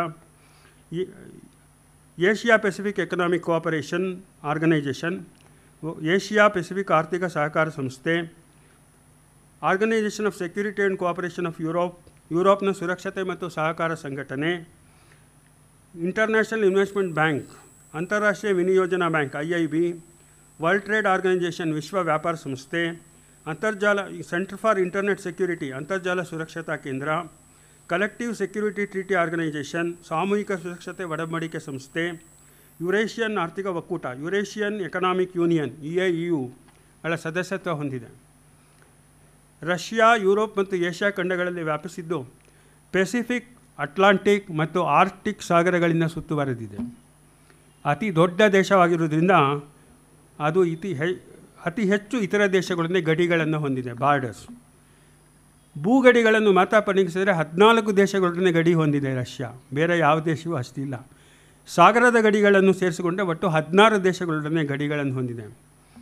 ಇದರಲ್ಲಿ 8 ರಾಷ್ಟ್ರಗಳು ಮಾತ್ರ ಹಿಂದಿನ ಅವಿಭಜಿತ ಸೋವಿಯತ್ ರಷ್ಯಾದ ಭಾಗವಾಗಿದ್ದವು, ಅದರಲ್ಲಿ ಯುಕ್ರೇನ್ ಒಂದು. ರಷ್ಯಾ ಅಪಾರ ಪ್ರಮಾಣದ ಖನಿಜ ಮತ್ತು ಇಂಧನ ಸಂಪನ್ಮೂಲಗಳನ್ನು ಹೊಂದಿರುವ ದೇಶವಾಗಿದ್ದು, ಪೆಟ್ರೋಲಿಯಂ, ಕಚ್ಚಾ ತೈಲ ಮತ್ತು ಅನಿಲವನ್ನು ಅಪಾರ ಪ್ರಮಾಣದಲ್ಲಿ ಉತ್ಪಾದಿಸಿ ತನ್ನ ಅಗತ್ಯಗಳನ್ನು ಪೂರೈಸಿಕೊಳ್ಳುವುದಲ್ಲದೆ ಯುರೋಪಿನ ಹಲವು ದೇಶಗಳಿಗೆ ರಫ್ತು ಮಾಡುತ್ತದೆ. Europe totally dependent on supply from them. ಇದಕ್ಕೆ ಮುಂಚೆ ಏನಾಗಿತ್ತು ಅಂದರೆ ಕ್ರಾಂತಿ ಎಲ್ರಿಗೂ ಗೊತ್ತು. ಆವಾಗ ರಷ್ಯನ್ ಕಮ್ಯುನಿಸ್ಟ್ ಪಕ್ಷ ಅಂತ ಬಲ್ಸೆವಿಕ್ ಪಕ್ಷ ಬಳಸಿಕೊಂಡು ತನ್ನ ಆಡಳಿತ ಆರಂಭಿಸಿತು. ನಿಮಗೆ ಗೊತ್ತಿರೋ ಹಾಗೆ ಅದು ಸೋಷಿಯಲಿಸ್ಟಿಕ್ ಕಂಟ್ರಿ. ಎಲ್ಲ ಕೈಗಾರಿಕೆ ಬ್ಯಾಂಕ್ಗಳನ್ನು ರಾಷ್ಟ್ರೀಕರಿಸಿ ಯಾರೊಬ್ಬರು ಖಾಸಗಿ ಆಸ್ತಿ ಹೊಂದಕ್ಕೆ ಇರಲಿಲ್ಲ. ಅವರು ಕೇಂದ್ರೀಕೃತ ಪಂಚವಾರ್ಷಿಕ ಯೋಜನೆ ತೊಗೊಂಬಂದರು. ನಾವು ಭಾರತದಲ್ಲಿ ಪಂಚವಾರ್ಷಿಕ ಯೋಜನೆಯನ್ನು ಅವರಿಂದನೇ ಕಲ್ತ್ಕೊಂಡಿದ್ವಿ. 1922ರಲ್ಲಿ ಇನ್ನೂ ಕೆಲವು ದೇಶಗಳನ್ನು ಸೇರಿಸ್ಕೊಂತು. 17ರಲ್ಲಿ ಅಸ್ತಿತ್ವಕ್ಕೆ ಬಂದರೂ ಕೂಡ Russia federation Ukraine, Belarus, Georgia, Azerbaijan ಮತ್ತು ಅರ್ಮೇನಿಯಾದನ್ನು ಒಪ್ಪಂದ ಮಾಡಿಕೊಂಡು ಅವ್ರನ್ನೆಲ್ಲ ಇವರು ಭಾಗ ಮಾಡಿಕೊಂತು. ಅದಕ್ಕೆ ಮುಂಚೆ ಯುಕ್ರೇನ್ ಸ್ವತಂತ್ರ ರಾಷ್ಟ್ರ ಆಗಿತ್ತು. 1922ರಲ್ಲಿ ಭಾಗ ಆಯಿತು. ಹಾಗಾಗಿ ಒಟ್ಟು 15 ಗಣರಾಜ್ಯಗಳನ್ನು ಸೇರಿಸ್ಕೊಂಡಿತ್ತು ಯುನೈಟೆಡ್ ಸೋಷಿಯಲಿಸ್ಟ್ ರಿಪಬ್ಲಿಕ್. ಅದು 22.4 ದಶಲಕ್ಷ ಚದರ ಕಿಲೋಮೀಟರ್ ವಿಸ್ತಾರ ಹೊಂದಿ ಪಶ್ಚಿಮದ ಬಾಲ್ಟಿಕ್ ಸಮುದ್ರದಿಂದ ಪೂರ್ವದ ಪೆಸಿಫಿಕ್ ಸಾಗರದ 10,900 ಕಿಲೋಮೀಟರ್ವರೆಗೆ ವ್ಯಾಪಿಸಿತ್ತು. Old USSR. ಅನ್ಫಾರ್ಚುನೇಟ್ಲಿ ಏನಾಯಿತು, 1991 ಡಿಸೆಂಬರ್ 25 ಮಿಖೈಲ್ ಗೋರ್ಬಚೇವ್ ಅವರು ವಿಸರ್ಜನೆ ಘೋಷಣೆ ಮಾಡೋದು ಅಂತ್ಯಗೊಂಡು ಬೋರಿಸ್ ಯೆಲ್ಸಿನ್ ಪ್ರಥಮ ಅಧ್ಯಕ್ಷರಾಗಿ ರಷ್ಯನ್ ಫೆಡರೇಷನ್ ಹುಟ್ಟಿಗೆ ನಾಂದಿ ಹಾಡಿತು. ಸೋವಿಯತ್ ಸೋಷಿಯಲಿಸ್ಟ್ ಗಣರಾಜ್ಯದ ಭಾಗವಿದೆ ಈಗಿನ ರಷ್ಯನ್ ಫೆಡರೇಷನ್ ಮತ್ತು ಇತಂತ್ರ ಸ್ವತಂತ್ರ ರಾಷ್ಟ್ರಗಳ ಭೂಪಟವನ್ನು ನಾನು ಕೊಟ್ಟಿದ್ದೀನಿ. ಅದು ನಿಮ್ಮ ಹತ್ರ ಇದೆ, ನೋಡ್ಕೋಬೋದು ಬೇಕಾದ್ರೆ. ಅನುಬಂಧ 1ರಲ್ಲಿದೆ. ಅಧ್ಯಕ್ಷರು ವ್ಲಾದಿಮಿರ್ ಪುಟಿನ್.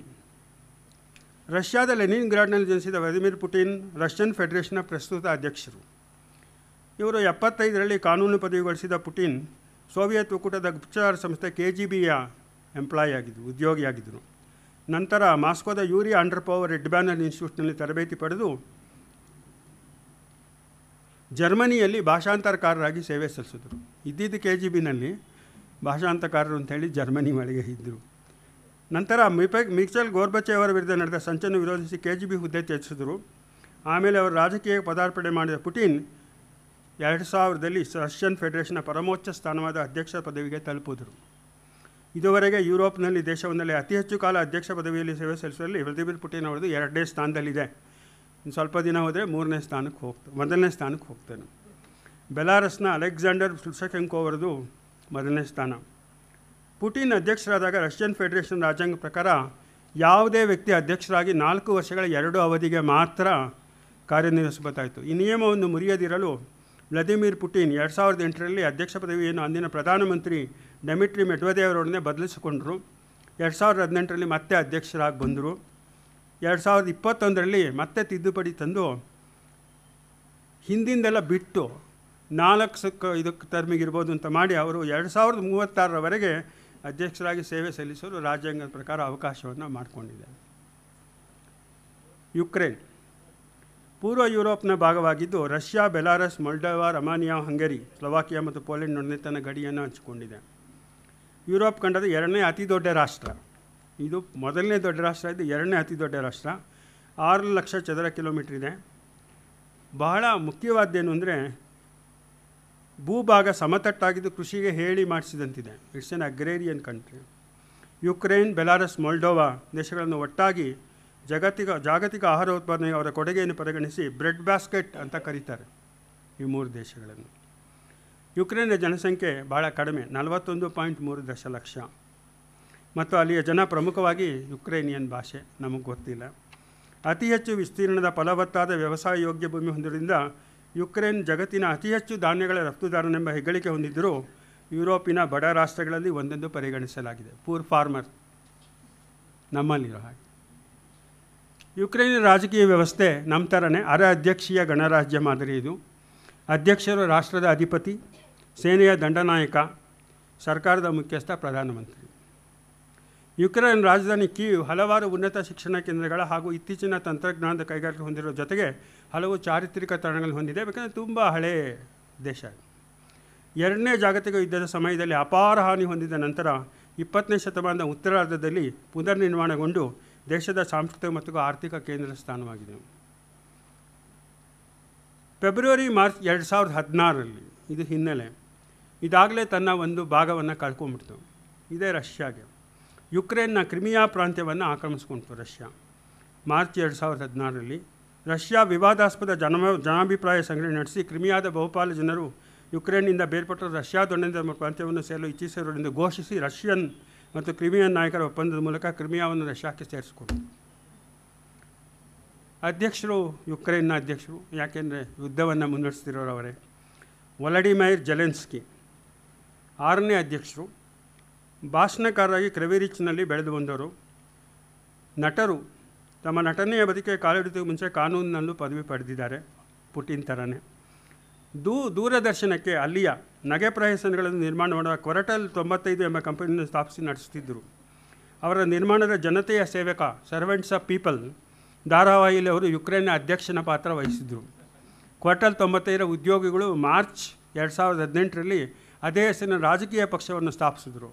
31/12/2018ರಂದು ನಡೆದ ಅಧ್ಯಕ್ಷೀಯ ಚುನಾವಣೆಯಲ್ಲಿ ಅಧ್ಯಕ್ಷರಾಗಿ ಇರಾದೆಯನ್ನು ಜೆಲೆನ್ಸ್ಕಿ ಘೋಷಿಸಿ ಚುನಾವಣೆಯಲ್ಲಿ ವಿಜಯಿಯಾದರು. ಅಧ್ಯಕ್ಷರಾಗಿ ಅಧಿಕಾರ ಸ್ವೀಕರಿಸಿದ ಮೇಲೆ ವ್ಯವಸ್ಥೆ ಮತ್ತು ಭ್ರಷ್ಟಾಚಾರದ ವಿರೋಧಿಯಾಗಿ ಕಾರ್ಯನಿರ್ವಹಿಸುವುದಾಗಿ ಅವರು ತಿಳಿಸಿದ್ದಾರೆ. ಬಹುಶಃ ನಿಮಗೆಲ್ಲ ಒಂಥರ ಆಶ್ಚರ್ಯ ಆಗ್ಬೋದು, ಜಗತ್ತಿನಲ್ಲಿ ಅದೇ ಥರ ಘಟನೆಗಳು ಬೇರೆ ದೇಶದಲ್ಲೂ ಸಂಭವಿಸ್ತಾ ಇರ್ತವೆ. ರಾಜಕೀಯ ಮತ್ತು ಅಧಿಕಾರದ ದೀರ್ಘ ಅನುಭವವಿರದ ವೊಲಡಿಮಿರ್ ಜೆಲೆನ್ಸ್ಕಿ ಅವರು ರಷ್ಯಾದ ಆಕ್ರಮಣವನ್ನು ದಿಟ್ಟತನದಿಂದ ಎದುರಿಸಿದ ನಿಲುವಿಗೆ ಯುಕ್ರೇನ್ನ 90% ಜನತೆ ತಮ್ಮ ಬೆಂಬಲ ಸೂಚಿಸಿರುವ ಜೊತೆಗೆ ಹಲವು ಪಾಶ್ಚಿಮಾತ್ಯ ರಾಷ್ಟ್ರಗಳು ತಮ್ಮ ಬೆಂಬಲ ಘೋಷಿಸಿ ನೆರವು ನೀಡುವುದರ ಜೊತೆಗೆ ರಷ್ಯಾದ ಮೇಲೆ ಹಲವು ಆರ್ಥಿಕ ಹಾಗೂ ವ್ಯಾಪಾರಿ ನಿರ್ಬಂಧಗಳನ್ನು ಹೇರಿದ್ದಾರೆ. ಅವರನ್ನು ಹತ್ಯೆ ಮಾಡುವ ಹಲವು ಪ್ರಯತ್ನಗಳು ನಡೆದರೂ ಎದೆಗುಂದದೆ ಸಮರದ ಸಮಯದಲ್ಲಿ ತಮ್ಮ ದೇಶದ ಜನತೆಗೆ ದಿಟ್ಟ ನಾಯಕತ್ವ ನೀಡುವುದರ ಮೂಲಕ ಜೆಲೆನ್ಸ್ಕಿ ಯುರೋಪ್ ಮತ್ತು ಅಮೆರಿಕ ಖಂಡಗಳ ಹಲವು ರಾಷ್ಟ್ರಗಳ ನಾಯಕರ ಮೆಚ್ಚುಗೆ ಗಳಿಸಿ ಯುಕ್ರೇನ್ಗೆ ಅಪಾರ ಬೆಂಬಲ ನೆರವು ಪಡೆಯುವಲ್ಲಿ ಯಶಸ್ವಿಯಾಗಿದ್ದಾರೆ. ಯಾತಕ್ಕೆ ನೆರವು ಕೊಡ್ತಿದ್ದಾರೋ ಗೊತ್ತಿಲ್ಲ. ನನ್ನ ವಿರೋಧಿಯ ಮೇಲೆ ಎದ್ದು ನಿಲ್ಲೋರಿಗೆ ನಾನು ಸಹಾಯ ಮಾಡಬೇಕು ಅನ್ನೋದಿದ್ದರೂ ಇರಬಹುದು. ರಷ್ಯನ್ ಆಕ್ರಮಣದ ಮೂಲ ಉದ್ದೇಶ. ರಷ್ಯನ್ ಯುಕ್ರೇನ್ ಮೇಲೆ ಆಕ್ರಮಣ ನಡೆಸಿದ ಉದ್ದೇಶ ಯುಕ್ರೇನ್ ನ್ಯಾಟೋದ ಸದಸ್ಯತ್ವವನ್ನು ಪಡೆಯುವುದನ್ನು ತಡೆಗಟ್ಟುವುದು ಹಾಗೂ ಯುಕ್ರೇನ್ ಯುರೋಪಿಯನ್ ಒಕ್ಕೂಟ ಸೇರುವುದರಿಂದ ಕಳೆದುಕೊಂಡಿರುವ ರಫ್ತು ಮಾರುಕಟ್ಟೆಯನ್ನು ಮರಳಿ ಪಡೆಯುವುದು ಎಂದರೆ ತಪ್ಪಾಗದು. ಎರಡಿದೆ, ಒಂದು ಎಕನಾಮಿಕ್ ರೀಸನ್ನು, ಇನ್ನೊಂದು ಮಿಲಿಟರಿ ರೀಸನ್. ಹಾಗಾಗಿ ಉತ್ತರ ಅಟ್ಲಾಂಟಿಕ್ ಒಡಂಬಡಿಕೆ, ನ್ಯಾಟೋ ಅಟ್ಲಾಂಟಿಕ್ ಟ್ರೀಟಿ ಆರ್ಗನೈಜೇಷನ್ ಮತ್ತು ಯುರೋಪಿಯನ್ ಒಕ್ಕೂಟದ ಸ್ಥೂಲ ಪರಿಚಯವನ್ನು ಇಲ್ಲಿ ಮಾಡಿಕೊಳ್ಳೋದು ಒಳ್ಳೆಯದು ಅಂತ ಅನಿಸುತ್ತೆ. ನ್ಯಾಟೋ ಏನಿದು? ಇದು ಅಮೆರಿಕ ಸಂಸ್ಥಾನ, Canada, United kingdom of Britain ಮತ್ತು ಇತರ 8 ದೇಶಗಳು 1949ರಲ್ಲಿ ಅಂದರೆ 2ನೇ ಮಹಾಯುದ್ಧ ಆದ ಸ್ವಲ್ಪ ಸಮಯದಲ್ಲಿ ಸಾಮೂಹಿಕ ಸುರಕ್ಷತೆಯಾಗಿ ರಚಿಸಿಕೊಂಡ ಮಿಲಿಟರಿ ಒಕ್ಕೂಟ ಆಗಿದೆ. ಇದು 2ನೇ ಜಾಗತಿಕ ಸಮರದ ನಂತರ ಸೋವಿಯತ್ ಒಕ್ಕೂಟದಿಂದ ಇರುವ ಅಪಾಯವನ್ನು ಒಟ್ಟಾಗಿ ಎದುರಿಸಲು ಮಾಡಿಕೊಂಡ ವ್ಯವಸ್ಥೆ. ಯಾಕೆಂದರೆ ಆ ವೇಳೆಗೆ ಸೋವಿಯತ್ ಸಂಯುಕ್ತ ಸಂಸ್ಥಾನ ಸಹ ಇತರ ದೇಶಗಳನ್ನು ಸೇರಿ ವಾರ್ಸಾ ಒಪ್ಪಂದ ಎಂಬ ಹೆಸರಿನಲ್ಲಿ ತನ್ನದೇ ಮಿಲಿಟರಿ ಒಕ್ಕೂಟ ರಚಿಸಿಕೊಂಡಿತ್ತು, ಈಸ್ಟ್ ವರ್ಸಸ್ ವೆಸ್ಟ್. ಸೋವಿಯತ್ ಒಕ್ಕೂಟದ ವಿಭಜನೆಯೊಂದಿಗೆ ವಾರ್ಸಾ ಒಪ್ಪಂದ ಕೊನೆಗೊಂಡು ಅದರ ಭಾಗವಾಗಿದ್ದ ಹಲವು ದೇಶಗಳು ಈಗ ನ್ಯಾಟೋ ಸದಸ್ಯತ್ವ ಪಡೆದಿವೆ. ಏನು ನ್ಯಾಟೋ ಏನು ಹೇಳುತ್ತೆ ಅಂದರೆ, ನ್ಯಾಟೋ ಒಕ್ಕೂಟದ ಯಾವುದೇ ಸದಸ್ಯ ರಾಷ್ಟ್ರದ ಮೇಲೆ ಆಕ್ರಮಣ ನಡೆದರೆ ಅದನ್ನು ಒಕ್ಕೂಟದ ಎಲ್ಲ ರಾಷ್ಟ್ರಗಳ ಮೇಲೆ ನಡೆದ ಆಕ್ರಮಣ ಎಂದು ಪರಿಗಣಿಸಲಾಗುತ್ತದೆ ಹಾಗೂ ಅದಕ್ಕೆ ಎಲ್ಲ ಸದಸ್ಯ ರಾಷ್ಟ್ರಗಳು ಸಾಮೂಹಿಕ ಪ್ರತಿರೋಧ ಒಡ್ಡುವುದರ ಮೂಲಕ ಸದಸ್ಯ ರಾಷ್ಟ್ರಗಳಿಗೆ ಸಾಮೂಹಿಕ ಸುಭದ್ರತೆಯ ಖಾತರಿ ಒದಗಿಸುತ್ತವೆ. ಪ್ರಸ್ತುತ ಉತ್ತರ ಅಮೆರಿಕದ 2 ರಾಷ್ಟ್ರಗಳು, ಯುರೋಪ್ನ 27 ರಾಷ್ಟ್ರಗಳು, ಯುರೇಷಿಯಾದ 1 ರಾಷ್ಟ್ರ ಈ ಒಕ್ಕೂಟದ ಸದಸ್ಯತ್ವ ಹೊಂದಿದೆ. ಅದು ವಿಸ್ತರಿಸ್ತಾ ಹೋಗ್ತಾ ಇದೆ. ಇನ್ನು 3 ಜನ ಇವಾಗಲೇ ಸದಸ್ಯತ್ವ ಕಾಯ್ಕೊಂಡು ನಿಂತಿದ್ದಾರೆ. ನಿನ್ನೆ ಅಮೆರಿಕ 2ಕ್ಕೆ ಒಪ್ಪಿಗೆ ಕೊಟ್ಟಿದೆ. ನ್ಯಾಟೋದ ಮುಖ್ಯ ಕಚೇರಿ ಬೆಲ್ಜಿಯಂ ದೇಶದ ಬ್ರಸೆಲ್ಸ್ನಲ್ಲಿದೆ. ಈ ಒಕ್ಕೂಟದ ಆಯವ್ಯಯದ 75% ಅಮೆರಿಕ ಸಂಯುಕ್ತ ಸಂಸ್ಥಾನ ಭರಿಸ್ತಿದೆ. ಅಂದರೆ ನಿಮ್ಗೆ ಅರ್ಥ ಆಗ್ಬೋದು ಹಿಂದೆ ಯಾರಿದ್ದಾರೆ ದೊಡ್ಡವರು. ರಷ್ಯಾ ಯುಕ್ರೇನ್ ಯುದ್ಧದ ಆರಂಭದ ನಂತರ ಸ್ವೀಡನ್ ಮತ್ತು ಫಿನ್ಲೆಂಡ್ ದೇಶಗಳು ಈ ಒಕ್ಕೂಟದ ಸದಸ್ಯತ್ವ ಅಪೇಕ್ಷಿಸಿದೆ. ಇದರಲ್ಲಿ ಆಶ್ಚರ್ಯ ಆಗೋದೇಂತಂದರೆ ಇವರು ರಷ್ಯಾ ಜೊತೆ ಇವ್ರಿಗೇನು ಗಡಿ ಇದೇ ಇಲ್ಲ, ಗಡಿ ಸಾಮಾನ್ಯ ಗಡಿ ಇಲ್ಲವೇ ಇಲ್ಲ. 5/7/72 ನಾವು ಸೇರುವಿಕೆ ಒಪ್ಪಂದಕ್ಕಾಗಲೇ ಸಹಿ ಹಾಕಿವೆ. ಈಗ ಪ್ರಸ್ತುತ ಸದಸ್ಯ ರಾಷ್ಟ್ರಗಳ ಪಟ್ಟಿಯನ್ನು ಅನುಬಂಧ 2ರಲ್ಲಿ ನೀಡಲಾಗಿದೆ.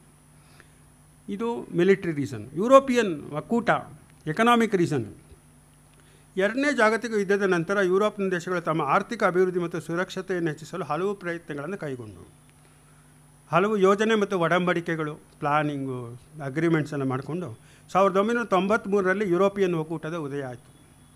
ಅದನ್ನು ಯು ಎಂದು ಕಿರು ಹೆಸರಿನಿಂದ ಕರೆಯಲಾಗುತ್ತದೆ. ಪಶ್ಚಿಮ ಯುರೋಪ್ನ ರಾಷ್ಟ್ರಗಳಾದ ಬೆಲ್ಜಿಯಂ, ಫ್ರಾನ್ಸ್, ಇಟಲಿ, ಜರ್ಮನಿ, ಲುಕ್ಸಂಬರ್ಗ್ ಮತ್ತು ನೆದರ್ಲೆಂಡ್ಸ್ ಇದರ ಪ್ರಾರಂಭದ ಸದಸ್ಯರು. ಈಗ ಈ ಒಕ್ಕೂಟ ಯುರೋಪ್ನ ಉದ್ದಗಲಕ್ಕೆ ವ್ಯಾಪಿಸಿದ್ದು ಯುರೋಪ್ನ 27 ರಾಷ್ಟ್ರಗಳು ಇದರ ಭಾಗವಾಗಿವೆ. ಅವುಗಳ ಒಟ್ಟು ಜನಸಂಖ್ಯೆ 447 ದಶಲಕ್ಷ, ವಿಸ್ತಾರ 42,33,255 ಚದರ ಕಿಲೋಮೀಟರ್. ಇದು ಒಂದು ಅನನ್ಯವಾದ ರಾಜಕೀಯ ಒಕ್ಕೂಟ. ಇದು ಏಕಕಾಲದಲ್ಲಿ ಸ್ವಯಮಾಧಿಕಾರವುಳ್ಳ ಸ್ವತಂತ್ರ ರಾಷ್ಟ್ರಗಳ ಸಂಘಟನೆಯಾಗುವುದರ ಜೊತೆಗೆ ಕೆಲವು ವಿಷಯಗಳಲ್ಲಿ ಒಕ್ಕೂಟದ ನಿರ್ಧಾರಕ್ಕೆ ಸದಸ್ಯ ರಾಷ್ಟ್ರಗಳು ಒಳಪಟ್ಟಿವೆ. ಯುರೋಪಿಯನ್ ಒಕ್ಕೂಟ ಅಸ್ತಿತ್ವಕ್ಕೆ ಬಂದಾಗಿಂದ ಯುರೋಪ್ನ ಒಗ್ಗೂಡುವಿಕೆಯ ಪ್ರಯತ್ನ ನಡೆಸುತ್ತಿದೆ. ವ್ಯಾಪಾರ, ಕಾನೂನು ವ್ಯವಸ್ಥೆ, ವಾಣಿಜ್ಯ ನೀತಿ, ಕೃಷಿ ಮತ್ತು ಪ್ರಾದೇಶಿಕ ಅಭಿವೃದ್ಧಿಯ ಬಗ್ಗೆ ಸದಸ್ಯ ದೇಶಗಳಲ್ಲಿ ಏಕರೂಪತೆ ತರುವುದರ ಮೂಲಕ ಸದಸ್ಯ ರಾಷ್ಟ್ರಗಳಿಗೆ ಸಾಮಾನ್ಯ ಮಾರುಕಟ್ಟೆ ಕಲ್ಪಿಸಿದೆ. ಇಲ್ಲಿ ಲೇಬರ್ ಕಮ್ಮಿ ಇದ್ದರೆ ಅಲ್ಲಿ ಹೋಗ್ಬೋದು, ಇಲ್ಲಿ ಶಾರ್ಟೇಜ್ ಇದ್ದರೆ ಅಲ್ಲಿ ಹೋಗ್ಬೋದು. ಜೊತೆಗೆ 19 ರಾಷ್ಟ್ರಗಳು ಒಂದೇ ಕರೆನ್ಸಿ ಯೂರೋ ಹೊಂದಿವೆ. ಬಹಳ ವಿಶಿಷ್ಟವಾದ್ದೇನು ಅಂತಂದರೆ 2 ದೇಶಗಳು, ಡೆನ್ಮಾರ್ಕ್ ಮತ್ತು ಯುನೈಟೆಡ್ ಕಿಂಗ್ಡಮ್, ಅವರು ಇದಕ್ಕೆ ಒಪ್ಕೊಂಡಿಲ್ಲ. ಯುರೋಪ್ನಲ್ಲಿದ್ದರೂ ಎಲ್ಲರಿಗೂ ಗೊತ್ತಿರೋ ಹಾಗೆ ಯುನೈಟೆಡ್ ಕಿಂಗ್ಡಮ್ 2020ರಲ್ಲಿ ಹೊರಬಂತು ಯುರೋಪಿಯನ್ ಯೂನಿಯನ್ನಿಂದ. ಆದರೆ ಯೂರೋ ಮಾಡಿದಾಗ ಕೂಡ ಅವರು ಜನಮತ ಒಪ್ಪಲಿಲ್ಲ ಅಂಥೇಳಿ ಸೇರಲಿಲ್ಲ. ಅವರು ಡೆನ್ಮಾರ್ಕ್ನಲ್ಲಿ 3 ಬಾರಿ ಆಗಿದೆ ಜನಾಭಿಪ್ರಾಯ ಸಂಗ್ರಹಣೆ, 3 ಸತಿನೂ ಜನ ಒಪ್ಪಿಲ್ಲ. ಅಂತಾರಾಷ್ಟ್ರೀಯ ಸಹಕಾರದಲ್ಲಿ ಮಹತ್ವದ ಪಾತ್ರವಹಿಸುವ ಯುರೋಪಿಯನ್ ಒಕ್ಕೂಟ ಅಭಿವೃದ್ಧಿ ನಿಧಿಗೆ ಕೊಡುಗೆ ನೀಡುವ ಅತಿ ದೊಡ್ಡ ದಾನಿಯಾಗಿದೆ. ಯುದ್ಧದಲ್ಲಿ ಮಾಡದಿದ್ದರೂ ಅವರು ಬೇರೆ ಎಲ್ಲದಕ್ಕೂ ಸಹಾಯ ಮಾಡ್ತಾನೆ. ಪ್ರಜಾಪ್ರಭುತ್ವ, ಮುಕ್ತ ಮಾರುಕಟ್ಟೆ ಮತ್ತು ಮಾನವ ಹಕ್ಕುಗಳ ಬಗ್ಗೆ ಯುರೋಪಿಯನ್ ಒಕ್ಕೂಟದೊಂದಿಗೆ ಸಹಮತ ಹೊಂದಿರುವುದರಿಂದ ಯುಕ್ರೇನ್ ಯುರೋಪಿಯನ್ ಒಕ್ಕೂಟದೊಂದಿಗೆ ಭಾಗಿದಾರಿ ಮತ್ತು ಸಹಕಾರ ಒಪ್ಪಂದಕ್ಕೆ 1994ರಲ್ಲಿ ಸಹಿ ಆಗ್ತು. 90ರಲ್ಲಿ ಈಚೆ ಬಂತು, 94ರಲ್ಲಿ ಸಹಿ ಆಗ್ತು. ಏಕೆಂದರೆ ಈ ಪ್ರಜಾಪ್ರಭುತ್ವ ರಷ್ಯಾದಲ್ಲಿ ಇಲ್ಲದೇ ಇರತಕ್ಕಂಥದ್ದು, ಓಪನ್ ಮಾರ್ಕೆಟ್ ಇಲ್ಲ, ಪ್ಲಸ್ ಹ್ಯೂಮನ್ ರೈಟ್ಸ್ ಇಶ್ಯೂಸ್. ಈ ಒಪ್ಪಂದಕ್ಕೆ ಸಹಿ ಹಾಕೋದಕ್ಕೆ ಮುಂಚೆ ಯುಕ್ರೇನ್ ರಷ್ಯಾದ ಅತಿ ದೊಡ್ಡ ರಫ್ತು ಮಾರುಕಟ್ಟೆ ಆಗಿತ್ತು. ಯುಕ್ರೇನ್ನ ಆಮದಿನಲ್ಲಿ ಯುರೋಪಿಯನ್ ಒಕ್ಕೂಟದ ಪಾಲು 41ಕ್ಕೆ ಇರ್ತಾರೆ, ರಷ್ಯಾದ ಪಾಲು ಈಗ 15ಕ್ಕೆ ಇಳಿದಿದೆ. ರಷ್ಯಾ ತನ್ನ ಅಗ್ರಸ್ಥಾನವನ್ನು ಭಾಳ ಹಿಂದೆ ಕಳೆದುಕೊಂಡಿದೆ ಯುಕ್ರೇನ್ಗೆ. ಇವಾಗಿರೋ ಪಟ್ಟಿಯನ್ನು ಅನುಬಂಧ 3ರಲ್ಲಿ ನೋಡ್ಬೋದು. ಇವಾಗ ರಷ್ಯಾ ಮತ್ತು ಯುಕ್ರೇನ್ ಬೇರೆ ರಾಷ್ಟ್ರಗಳಿಗೆ ಈ ಯುದ್ಧ ನಡೀತಿರೋದ್ರಿಂದ ಯಾವ ಥರ ತೊಂದರೆ ಆಗಿದೆ ಬೇರೆ ರಾಷ್ಟ್ರಗಳಿಗೆ, ಸರಕುಗಳಿಗೆ ಅನ್ನೋದು ಸ್ವಲ್ಪ ನೋಡೋಣ. ಮೊದಲನೇದು ಫ್ಯೂಯಲ್, ಇಂಧನ, ಪೆಟ್ರೋಲಿಯಂ ಉತ್ಪನ್ನ. ಆಮದಿನ ನಿರ್ಬಂಧದಿಂದಾಗಿ ರಷ್ಯಾದಿಂದ ಪೆಟ್ರೋಲಿಯಂ ಕಚ್ಚಾ ತೈಲ ಮತ್ತು ಅದರ ಉತ್ಪನ್ನಗಳ ರಫ್ತು ದಿನಕ್ಕೆ 2.5 ದಶಲಕ್ಷ ಬ್ಯಾರೆಲ್ಗಳಷ್ಟು ಕಡಿಮೆಯಾಗಿದೆ ಎಂಬ ಅಂದಾಜಿದೆ. ಯಾವುದೇ ವಸ್ತು ನೀವು ತಗೊಳ್ಳಿ, ಬೇಡಿಕೆ ಪೂರೈಕೆ, ಬೇಡಿಕೆ ಜಾಸ್ತಿ ಆಯಿತು, ಪೂರೈಕೆ ಕಡಿಮೆ ಆಯಿತು ಅಂತಂದರೆ ಬೆಲೆ ಜಾಸ್ತಿ. ಮಾರುಕಟ್ಟೆಯ ಮೂಲಭೂತ ನಿಯಮ ಅದು. ಬೆಲೆ ಇದು ಅದರ ಒಟ್ಟು ಉತ್ಪಾದನೆಯ 30% ಆಗಿದೆ. ಇದನ್ನು ಯಾರು, organisation of petroleum exporting countries, Venezuela, Asia, ಇವರು ಮಾಡಬೇಕು, ಸೌದಿನವರು ಒಂದು ಮಾಡಬೇಕು. ಬಟ್ ಅವ್ರು ಯಾರು ಮಾಡೋಕ್ಕೆ ಇಷ್ಟ ಇಲ್ಲ. ಯಾಕೆಂದರೆ ಕಳೆದ 2 ವರ್ಷದಿಂದ ಅತ್ಯಂತ ಕಡಿಮೆ ಬೆಲೆಗೆ ತೈಲ ಮಾರಿದ್ದಾರೆ. ಇವಾಗ ಎಣ್ಣೆ ಬಂದಾಗ ಕಣ್ಣು ಮುಚ್ಕೊಳ್ಳೋಲ್ಲ. ಈ ಎಣ್ಣೆಗೆ ಬೆಲೆ ಬಂದಾಗ ಕಣ್ಣು ಮುಚ್ಕೊಳ್ಳೋದು ಯಾಕೆ ಅಂತ. ಈ ತೈಲವನ್ನು ರಷ್ಯಾ, ಭಾರತ, ಚೈನಾ ಮತ್ತು UAE ದೇಶಗಳಿಗೆ ರಿಯಾಯಿತಿ ದರದಲ್ಲಿ ಸರಬರಾಜು ಮಾಡುತ್ತಿದೆ. ಆಯಿತಾ. ರಷ್ಯಾದಿಂದ ಯುರೋಪ್ನ ದೇಶಗಳಿಗೆ ನೇರವಾಗಿ ಕೊಳವೆ ಮಾರ್ಗದ ಮೂಲಕ ಸರಬರಾಜಾಗುವ ತೈಲ ಪ್ರಮಾಣ ರಫ್ತಿನ 99%ರಷ್ಟಿದ್ದು ಅದನ್ನು ಬೇರೆಡೆಗೆ ರಫ್ತು ಮಾಡುವುದಾಗಲಿ ಅಥವಾ ಆ ದೇಶಗಳು ಬೇರೆ ಕಡೆಯಿಂದ ಆಮದು ಮಾಡಿಕೊಳ್ಳೋದು ಕಷ್ಟ ಸಾಧ್ಯ. ಯಾಕೆಂದರೆ that is the transportation easiest ಪೈಪ್ಲೈನಲ್ಲಿ ಮಾಡೋದು. ರಷ್ಯಾದಿಂದ ಯುರೋಪಿಗೆ ಮಾಡೋದು 10% ಅಲ್ಲಿಗೆ ಹೋಗಬೇಕಾಗಿತ್ತು. ಆ 10% ಬೇರೆ ಬೇರೆ ಕಾರಣಗಳಿಗೆ ನಿಲ್ಲಿಸ್ತಾ ಇದೆ ರಷ್ಯಾ, ಕೊಡ್ತಾ ಇಲ್ಲ ಅವರು. ಅದನ್ನೇ ಇವಾಗ ಚೈನಾ ಮತ್ತು ಇಂಡಿಯಾಗೆ ಕೊಡ್ತಿರ್ತಕ್ಕಂಥದ್ದು. 2022ರಲ್ಲಿ ಬ್ರೆಂಟ್ ಕಚ್ಚಾ ತೈಲದ ಸರಾಸರಿ ಬೆಲೆ ಪ್ರತಿ ಬ್ಯಾರಲ್ಗೆ $100 ಇರಬಹುದೆಂದು ಅಂದಾಜು ಮಾಡಲಾಗಿತ್ತು. 2021ರ ಸರಾಸರಿ ಬೆಲೆಗಿಂತ ಇದು 40% ಹೆಚ್ಚು, ಅಂದರೆ $60 ಇದ್ದಿದ್ದು $100 ಅಂತ ನಾವು ಅಂದ್ಕೊಂಡಿದ್ವಿ. ಇದು 125ಕ್ಕೆ ಹೋಗಿತ್ತು, ಇವಾಗ 100ಕ್ಕೆ ಬಂದಿದೆ. ಆದರೂ 40% ಜಾಸ್ತಿ. ಇದು ಕಳೆದ 10 ವರ್ಷಗಳ ಸರಾಸರಿ ಬೆಲೆಯಲ್ಲಿ ಅತ್ಯಂತ ಹೆಚ್ಚು, 10 ಇಯರ್ಸ್. ಏನು ಮಾಡ್ಬೋದು ಇದಕ್ಕೆ ಅಂತಂದರೆ, ಸರ್ಕಾರಗಳು ಅದರ ಮೇಲೆ ವಿಧಿಸ್ತಿದ್ದ ತೆರಿಗೆಯನ್ನು ಇವಾಗ ಭಾರತದಲ್ಲಿ ಮಾಡಿತಾರೆ ಅದೇ ಥರ ತೆರಿಗೆಯನ್ನು ಕಡಿಮೆ ಮಾಡಬೇಕು ಅಥವಾ ಸಹಾಯಧನ ನೀಡಬೇಕು. ತೆರಿಗೆಯನ್ನು ಕಡಿಮೆ ಮಾಡಿದ್ರೆ ಏನಾಗುತ್ತೆ ಅಂತಂದರೆ ಬಳಕೆ ಜಾಸ್ತಿ ಆಗುತ್ತೆ. ಆದರೆ ತೆರಿಗೆ ಕಡಿಮೆ ಮಾಡದೇ ಇದ್ದರೆ ಎಲ್ಲರಿಗೂ ಹೊರೆ ಬೀಳುತ್ತೆ. ಹಾಗಾಗಿ ಸಹಾಯಧನ ನೀಡಬೇಕು. ಯಾರಿಗೆ ಅದರ ಅವಶ್ಯಕತೆ ಇದೆಯೋ ಅವರಿಗೆ ಮಾತ್ರ ಸಹಾಯಧನ ನೀಡಿದರೆ, ಇವಾಗ ನಮ್ಮಲ್ಲಿ ಒಂದು ನಿರ್ಧಾರ ತಗೊಂಡ್ರೆ LPG ಸಿಲಿಂಡರ್ ಮೇಲೆ ಇರ್ತಕ್ಕಂಥ ಸಬ್ಸಿಡಿನ BPL ಇರೋರಿಗೆ ಮಾತ್ರ ನಾವು $200 ಕಡಿಮೆ ಮಾಡ್ತೀವಿ ಅಂತೇಳಿ ಆ ಥರ ಮಾಡಿದ್ರೆ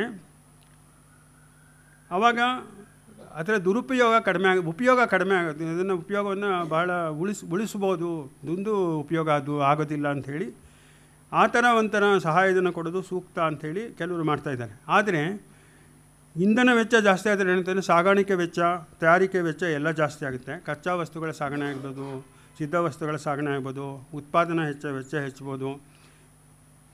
ಹಾಗಾಗಿ ಎಲ್ಲ ವಸ್ತುಗಳ ಬೆಲೆ ಏರಿಕೆ ಆಗಿದೆ.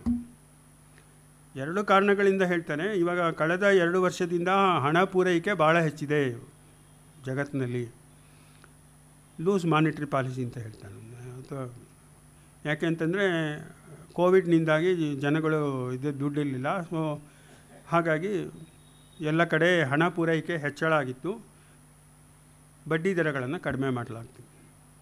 ಹಾಗಾಗಿ 10 ವರ್ಷ 20 ವರ್ಷದಿಂದ ಇದ್ದ ಮಟ್ಟದಲ್ಲಿ ಅಮೆರಿಕ ಹಾಗೂ ಬ್ರಿಟಿಷ್ನಲ್ಲಿ ಬೆಲೆ ಏರಿಕೆ ಆಗಿದೆ. ಭಾರತದಲ್ಲಿ ಕೂಡ ಹೋಲ್ಸೇಲ್ ಇಂಡೆಕ್ಸ್ ಸಗಟು ಬೆಲೆ ಸೂಚ್ಯಂಕ 15% ಇದೆ. 15.18 ಜೂನು, ಮೇನಲ್ಲಿ 15.88, ಏಪ್ರಿಲಲ್ಲಿ 15.38. ಚಿಲ್ಲರೆ ಗ್ರಾಹಕ ಬೆಲೆ ಸೂಚ್ಯಂಕ ಜೂನ್ನಲ್ಲಿ 7.01, ಮೇನಲ್ಲಿ 7.03, ಏಪ್ರಿಲಲ್ಲಿ 7.79. ಸಗಟು ಬೆಲೆ ಜಾಸ್ತಿ ಆದಮೇಲೆ ಚಿಲ್ಲರೆ ಬೆಲೆ ನಿಧಾನವಾಗಿ ಅಲ್ಲಿಗೆ ಬರುತ್ತೆ. ಬಹಳ ಮುಖ್ಯ ಅಂತಂದರೆ ಸಗಟು ಬೆಲೆ ಒಳಗೆ ಸೇವೆಗಳನ್ನು ಸೇರಿಸೋದಿಲ್ಲ, ಬರೀ ಸರಕುಗಳನ್ನು ಮಾತ್ರ ಸೇರಿಸ್ತಾನೆ. ಸೇವೆಗಳು ಇದರಲ್ಲಿ ಗ್ರಾಹಕ ಸೂಚ್ಯಂಕದಲ್ಲಿ ಸೇವೆಗಳನ್ನು ಸಹ ಲೆಕ್ಕಕ್ಕೆ ತಗೊಳ್ತಾನೆ. ಹಾಗಾಗಿ ಸೇವೆಗಳ ಬೆಲೆ ಜಾಸ್ತಿ ಆಗದೆ ಹೋದರೆ ಆವಾಗ ಸೂಚ್ಯಂಕ ಅಷ್ಟು ಜಾಸ್ತಿ ಕಾಣಿಸೋದಿಲ್ಲ. ಯಾಕೆಂದರೆ ಬಳಕೆಯ ವಸ್ತುಗಳು ಏನು, ಬಳಕೆಯ ಸೇವೆಗಳೇನು ಅನ್ನೋದ್ರ ಮೇಲೆ ಅದು ಆಯಿತು. ಇದು ಕಚ್ಚಾ ತೈಲದ ಪೆಟ್ರೋಲಿಯಂ ಆಯಿತು. ಕಲ್ಲಿದ್ದಲು ಮತ್ತು ನೈಸರ್ಗಿಕ ಅನಿಲ ಹೆಚ್ಚಿನ ವ್ಯತ್ಯಯ ಆಗಿಲ್ಲ.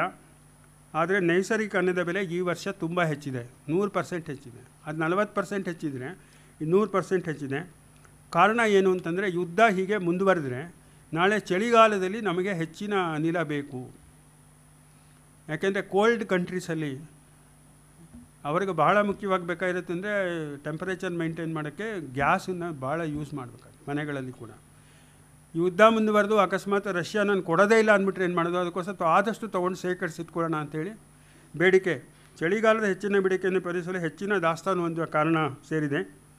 2022ರ ಅಂತ್ಯದ ವೇಳೆಗೆ ರಷ್ಯಾದ ನೈಸರ್ಗಿಕ ಅನಿಲದ ಮೇಲಿನ ಅವಲಂಬನೆಯನ್ನು 2/3 ಕಡಿಮೆ ಮಾಡುವುದಾಗಿ ಕೆಲವು ದೇಶಗಳು ಘೋಷಣೆಯನ್ನು ಮಾಡಿದೆ. ಕಲ್ಲಿದ್ದಲನ್ನು ಕೂಡ ನಾವು ತಗೊಳ್ಳೋದಿಲ್ಲ ಅಂತೇಳಿ ಅವ್ರು ಹೇಳ್ತಾ ಇದ್ದಾರೆ. ಆದರೆ ನಮಗೆ ಭಾರತದಲ್ಲಿ ಕೂಡ ಏನಾಗಿತ್ತು ಅಂದರೆ, ಈಗ 2-3 ತಿಂಗಳ ಹಿಂದೆ ನೀವು ನೋಡಿದಾಗೆ ಕಲ್ಲಿದ್ದಲ ಬೆಲೆ ನಾವು ಆಮದು ಮಾಡಿಕೊಳ್ಳೋದನ್ನು ನಿಲ್ಲಿಸಿದ್ದು ಬೇಕಾದಷ್ಟು ವಿದ್ಯುತ್ ಉತ್ಪಾದನಾ ಘಟಕಗಳು. ಯಾಕೆಂತಂದರೆ ಅಂತಾರಾಷ್ಟ್ರೀಯವಾಗಿ ಕಲ್ಲಿದ್ದಲ ಬೆಲೆ ತುಂಬ ಜಾಸ್ತಿ ಆಗೋಗಿತ್ತು. ಹಾಗಾಗಿ ಕಲ್ಲಿದ್ದಲು ಪ್ರಮಾಣ ವಿದ್ಯುತ್ ಉತ್ಪಾದನಾ ಸ್ಥಾವರಗಳಲ್ಲಿ ಭಾಳ ಕಡಿಮೆ ಮಟ್ಟಕ್ಕೆ ಹೋಗಿ 2 ದಿನದಿದೆ 3 ದಿನದಿದೆ ಅಂತೇಳಿ. ಯಾಕೆಂದರೆ ಅಂತಾರಾಷ್ಟ್ರೀಯವಾಗಿ ಬೆಲೆ ತುಂಬ ಜಾಸ್ತಿ ಆಗಿದೆ. ನೈಸರ್ಗಿಕ ಈಗಾಗಲೇ ಯುರೋಪ್ನಲ್ಲಿ ನೈಸರ್ಗಿಕ 10%, ಕಲ್ಲಿದ್ದಿನ ಬೆಲೆ 80% ಹೆಚ್ಚಾಗಿದೆ.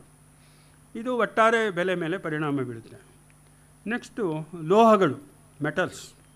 ರಷ್ಯಾ ಉತ್ಪಾದಿಸುವ ಅಲ್ಯೂಮಿನಿಯಂ ಮತ್ತು ನಿಕ್ಕಲ್ ಪ್ರಮಾಣದಲ್ಲಿ ಭಾರಿ ಕಡಿತ ಆಗಿದೆ. ಇದಕ್ಕೆ ಕಾರಣ ಎಂತೇನೆಂದರೆ ಅಲ್ಯೂಮಿನಿಯಂನ ತಯಾರಿಸೋಕ್ಕೆ ಬೇಕಾದ ಅಲ್ಯೂಮಿನಿಯಂ ಆಸ್ಟ್ರೇಲಿಯಾದಿಂದ ರಷ್ಯಾಗೆ ರಫ್ತಾಗ್ತಾಯಿತ್ತು. ಆಸ್ಟ್ರೇಲಿಯಾ ನಿರ್ಬಂಧ ಹೇರಿದೆ ಅಲ್ಯೂಮಿನಿಯಂ ಸರಬರಾಜಿನ ಮೇಲೆ. ಹೆಚ್ಚಿನ ಇಂಧನದ ಬೆಲೆಯಿಂದಾಗಿ ಅಲ್ಯೂಮಿನಿಯಂ ಉತ್ಪಾದನೆ ಯುರೋಪ್ನ ಕಾರ್ಖಾನೆಗಳು ಮಾಡ್ತಾಯಿಲ್ಲ. ಯಾಕೆಂದರೆ ಯಾವಾಗ ನೀವು ಅಲ್ಯೂಮಿನಿಯಂ ಪ್ರೊಡಕ್ಷನ್ಗೆ ಬಹಳ ಮುಖ್ಯ ಬೇಕಾಗಿದ್ದಂಥದ್ದು power anyhow you are produce either using gas or you are using diesel kind ಅಥವಾ ಕೋಲ್. ಅದು ಯಾವಾಗ ನೀವು ಬೆಲೆ ಜಾಸ್ತಿ ಆಯಿತು, ಪವರ್ ಕಾಸ್ಟ್ ಜಾಸ್ತಿ ಆಗುತ್ತೆ, ಟೋಟಲ್ ಪ್ರೊಡಕ್ಷನ್ ಕಾಸ್ಟ್ ಜಾಸ್ತಿ ಆಗುತ್ತೆ. ಹಾಗಾಗಿ $3,750 ಇದೆ ಮೆಟ್ರಿಕ್ ಟನ್ಗೆ. ಇದು ಕಳೆದ ವರ್ಷಕ್ಕಿಂತ -50% ಹೆಚ್ಚು ಅಲ್ಯೂಮಿನಿಯಂ. ನೋರ್ಸಿಕ್ ನಿಕ್ಕಲ್ ಮೇಲೆ ರಷ್ಯನ್ ಗಣಿಗಾರಿಕಾ ಸಂಸ್ಥೆ ಮೇಲೆ ನಿರ್ಬಂಧ ವಹಿಸಿದ್ದರಿಂದ ಅಮೆರಿಕಾಗೆ ನಿಕ್ಕಲ್ ರವಾನೆ ಕಡಿತಗೊಂಡಿದೆ. ರಷ್ಯಾ ಉತ್ತಮ ದರ್ಜೆಯ ನಿಕ್ಕಲ್ನ ಜಾಗತಿಕ ಸರಬರಾಜಿನಲ್ಲಿ 20% ಪಾಲು ಹೊಂದಿದೆ. ಇವಾಗ ನಿಕ್ಕಲ್ಗೆ ಬೇಡಿಕೆ ಯಾತಕ್ಕೆ ಜಾಸ್ತಿ ಆಗುತ್ತೆ ಅಂತಂದರೆ, ಇವಾಗ ನಾವು ವಿದ್ಯುತ್ ವಾಹನಗಳ ಬಗ್ಗೆ ಮಾತಾಡ್ತಾ ಇದ್ದೀವಿ. ವಿದ್ಯುತ್ ವಾಹನಗಳಿಗೆ ಬೇಕಾದ ಬ್ಯಾಟ್ರಿಗೆ ಬೇಕಾದದ್ದು ನಿಕ್ಕಲ್ನ ಪ್ರಮಾಣ ಕಡಿಮೆ ಆದರೆ ಅಲ್ಲಿ ಹೊಡೆತ ಬೀಳುತ್ತೆ. ಆದರೆ ಅವರು ಚೈನಾ ಮೂಲಕ ಸರಬರಾಜನ್ನು ಮುಂದುವರಿಸ್ತೀವಿ ಅಂತ ಹೇಳಿದ್ದಾನೆ. ಜೊತೆಗೆ ಅಮೂಲ್ಯ ಲೋಹಗಳಾದ ಬಂಗಾರ, ಪೆಲೆಡಿಯಂ, ಪ್ಲಾಟಿನಮ್ ಇದನ್ನು ಕೂಡ ರಷ್ಯಾ ರಫ್ತು ಮಾಡುತ್ತೆ ಸಾಕಷ್ಟು ಪ್ರಮಾಣದಲ್ಲಿ, ಗಣನೀಯವಾಗಿದೆ. ಆದರೆ ಬೇಡಿಕೆ ಅಂತ ಹೆಚ್ಚಿನದಲ್ಲಿಂದ ಬೆಲೆ ಹೆಚ್ಚಳ ಕೊರತೆ ಇನ್ನು ಕಂಡು ಬಂದಿಲ್ಲ. ಇವತ್ತು ಬೆಳಗ್ಗೆ ಪೇಪರಲ್ಲಿ ನೋಡ್ತಾ ಇದ್ದೆ, ಹೀಲಿಯಂ ಗ್ಯಾಸ್ ಅದು ಯುಕ್ರೇನ್ನಲ್ಲಿ ಅತ್ಯಂತ ಹೆಚ್ಚು ಹೀಲಿಯಂ ಗ್ಯಾಸನ್ನು ಮಾಡ್ತಕ್ಕಂಥ 2 ಇದಿದೆ. ಅವರು ಈಗಾಗಲೇ 3 ತಿಂಗಳಿಂದ ನಿಲ್ಲಿಸ್ಬಿಟ್ಟಿದ್ದಾರೆ. ಆದರೆ ಹೀಲಿಯಂ ಗ್ಯಾಸ್ ಯಾತಕಪ್ಪ ಉಪಯೋಗಿಸ್ತಾರೆ ಅಂತಂದರೆ, ಚಿಪ್ಸ್ ಮಾಡ್ತಾರಲ್ಲ, ಎಲೆಕ್ಟ್ರಾನಿಕ್ ಚಿಪ್ಸು ಇದು ಮಾಡ್ತಾರಲ್ಲ, ಇವಾಗಲೇ ಅದ್ರ ಕೊರತೆ ಇದೆ. ಅದನ್ನು ಮಾಡೋಕ್ಕೆ ಇದು ಅತ್ಯಗತ್ಯವಾಗಿ ಬೇಕಾದಂಥ ಒಂದು ಅನಿಲ. ಹಾಗಾಗಿ ಇವಾಗಲೇ ನಮಗೆ ಚಿಪ್ಗಳ ಕೊರತೆ ಇರೋದು ಇನ್ನಷ್ಟು ಹೆಚ್ಚಾಗುತ್ತೆ. ಇವಾಗಲೇ ನಮಗೆ ಎಲೆಕ್ಟ್ರಾನಿಕ್ ಗುಡ್ಸ್ಗೆ ಚಿಪ್ಸ್ ಬೇಕಾಗತಕ್ಕಂಥ ನಮ್ಮ ಗಣಕಯಂತ್ರಗಳು ಹಾಗೂ ಇತರೆ ಇದಕ್ಕೆ ತೊಂದರೆ ಆಗುತ್ತೆ ಅಂತೇಳಿ. 3ನೇದು ರಸಗೊಬ್ಬರ, ಫರ್ಟಿಲೈಸರ್ಸ್. ರಷ್ಯಾ ಮತ್ತು ಬೆಲಾರಸ್ ಪೊಟ್ಯಾಷಿಯಂ ಮತ್ತು ಸಾರ್ವಜನಿಕ ಆಧಾರಿತ ರಸಗೊಬ್ಬರಗಳ ಜಗತ್ತಿನ ಮುಖ್ಯ ರಫ್ತುದಾರ ದೇಶಗಳಾಗಿವೆ. ಆಂತರಿಕ ಕೃಷಿಕರ ಬೇಡಿಕೆಗಳನ್ನು ಖಾತರಿಯಾಗಿ ಪೂರೈಸಲು ಫೆಬ್ರವರಿಯಿಂದಲೇ ಅಮೋನಿಯಂ ನೈಟ್ರೇಟ್ ರಫ್ತನ್ನು ರಷ್ಯಾ ನಿಷೇಧಿಸಿದೆ. ರಷ್ಯಾದ ಕೈಗಾರಿಕಾ ಸಚಿವಾಲಯ ಎಲ್ಲ ರಸಗೊಬ್ಬರಗಳ ರಫ್ತನ್ನು ಮಾರ್ಚ್ 22ರಿಂದ ನಿಷೇಧಿಸಿದ್ರಿಂದ ಆ ದೇಶದಿಂದ ಆಮದು ಮಾಡಿಕೊಳ್ಳುತ್ತಿದ್ದ ದೇಶಗಳೇ ರಸಗೊಬ್ಬರದ ಕೊರತೆಯಾಗಲಿದೆ. ಜೊತೆಗೆ ಉತ್ಪಾದನೆಗೆ ಬೇಕಾದ ನೈಸರ್ಗಿಕ ಅನಿಲದ ಪೂರೈಕೆಯ ಕೊರತೆ ಮತ್ತು ಬೆಲೆ ಹೆಚ್ಚಳದಿಂದಾಗಿ ಅಂತಾರಾಷ್ಟ್ರೀಯ ಮಾರುಕಟ್ಟೆಯಲ್ಲಿ ರಸಗೊಬ್ಬರದ ಬೆಲೆಯಲ್ಲಿ ತೀವ್ರ ಹೆಚ್ಚಳವಾಗಿದೆ. ಗೊಬ್ಬರ ಸಿಕ್ಕದೆ ಹೋದರೆ ಮುಂದಿನ ವರ್ಷ ಬೆಳೆ ಕೂಡ ಕಡಿಮೆ ಆಗೋ ಸಂಭವ ಇದೆ. ಬಹಳ ಮುಖ್ಯವಾಗಿ ನಾನು ಆಗಲೇ ಹೇಳಿದೆ, ಬ್ರೆಡ್ ಬಾಸ್ಕೆಟ್ ಅಂತ ಕರೀತಾರೆ ಯುಕ್ರೇನ್ನ ಅಂಥೇಳಿ. ಅವರು ಮೆಕ್ಕೆಜೋಳ, ಬಾರ್ಲಿ, ಗೋಧಿ ಮತ್ತು ಸೂರ್ಯಕಾಂತಿ ಎಣ್ಣೆ ಈ 4 ಐಟಮ್ಗಳಲ್ಲಿ ರಷ್ಯಾ ಬೇರೆ ದೇಶಗಳಿಗೆ ಸರಬರಾಜು ಮಾಡ್ತಕ್ಕಂಥ ಪ್ರಮಾಣ ಐತಿಲ್ಲ, ಅದು ಬಹಳ ದೊಡ್ಡದು. ರಷ್ಯಾ ಜಾಗತಿಕ ಉತ್ಪಾದನೆಯ 57% ಸೂರ್ಯಕಾಂತಿ ಎಣ್ಣೆಯನ್ನು ಉತ್ಪಾದನೆ ಇದೆ. ಆಯಿತಾ, ಉತ್ಪಾದನೆಯ ಪಾಲಿನಲ್ಲಿ 57% ಇದೆ. 30% ಯುಕ್ರೇನು, 27% ರಷ್ಯಾ. ಸೂರ್ಯಕಾಂತಿ ಎಣ್ಣೆಯ ಒಟ್ಟು ರಫ್ತಿನಲ್ಲಿ ಯುಕ್ರೇನ್ನ ಪ್ರಮಾಣ 42%, ರಷ್ಯಾದ 21%, ಉಳಿದಿದ್ದು 37% ಮಾತ್ರ ಬೇರೆ ದೇಶಗಳು. ಭಾರತ ಸೂರ್ಯಕಾಂತಿ ಎಣ್ಣೆ ರಫ್ತು ಮಾಡ್ಕೊಳ್ಳೋದು, ಅದರ 100% ರಫ್ತು ಯುಕ್ರೇನಿಂದ. ಗೋಧಿ 13%, ಜಾಗತಿಕ ಉತ್ಪಾದನೆಯಲ್ಲಿ 13% ಗೋಧಿ ಯುಕ್ರೇನ್ನಿಂದ ಬರುತ್ತೆ. ಆದರೆ ಜಗತ್ತಿನ ಒಟ್ಟು ರಫ್ತಿಗೆ ಗೋಧಿಯ ಕೊಡುಗೆ ಯುಕ್ರೇನ್ ಮತ್ತು ರಷ್ಯಾ ಸೇರಿ 23%. ಅದರಲ್ಲಿ 9% ಯುಕ್ರೇನು, 14% ರಷ್ಯಾ, ಇನ್ನು 77% ಇತರ ದೇಶಗಳು. ಬಾರ್ಲಿ 13% ಇಬ್ಬರ ಒಟ್ಟು ಜಾಗತಿಕ ಉತ್ಪಾದನೆಯಲ್ಲಿ. ಆದರೆ ರಫ್ತಿನಲ್ಲಿ 19% ಇದೆ ಅವರು. ಅಂದರೆ ಅವರು ಉಪಯೋಗಿಸೋದು ಕಡಿಮೆ, ಬೇರೆಯವರು ಕೊಡೋದು ಜಾಸ್ತಿ. ಬಾರ್ಲಿ ಇದು ಮೆಕ್ಕೆಜೋಳ, ದಟ್ ಈಸ್ ಮೈಸ್, 5% ಅವರ ಉತ್ಪಾದನೆ. ಆದರೆ ಅವರು ರಫ್ತು ಅವರ ಕೊಡುಗೆ 18%.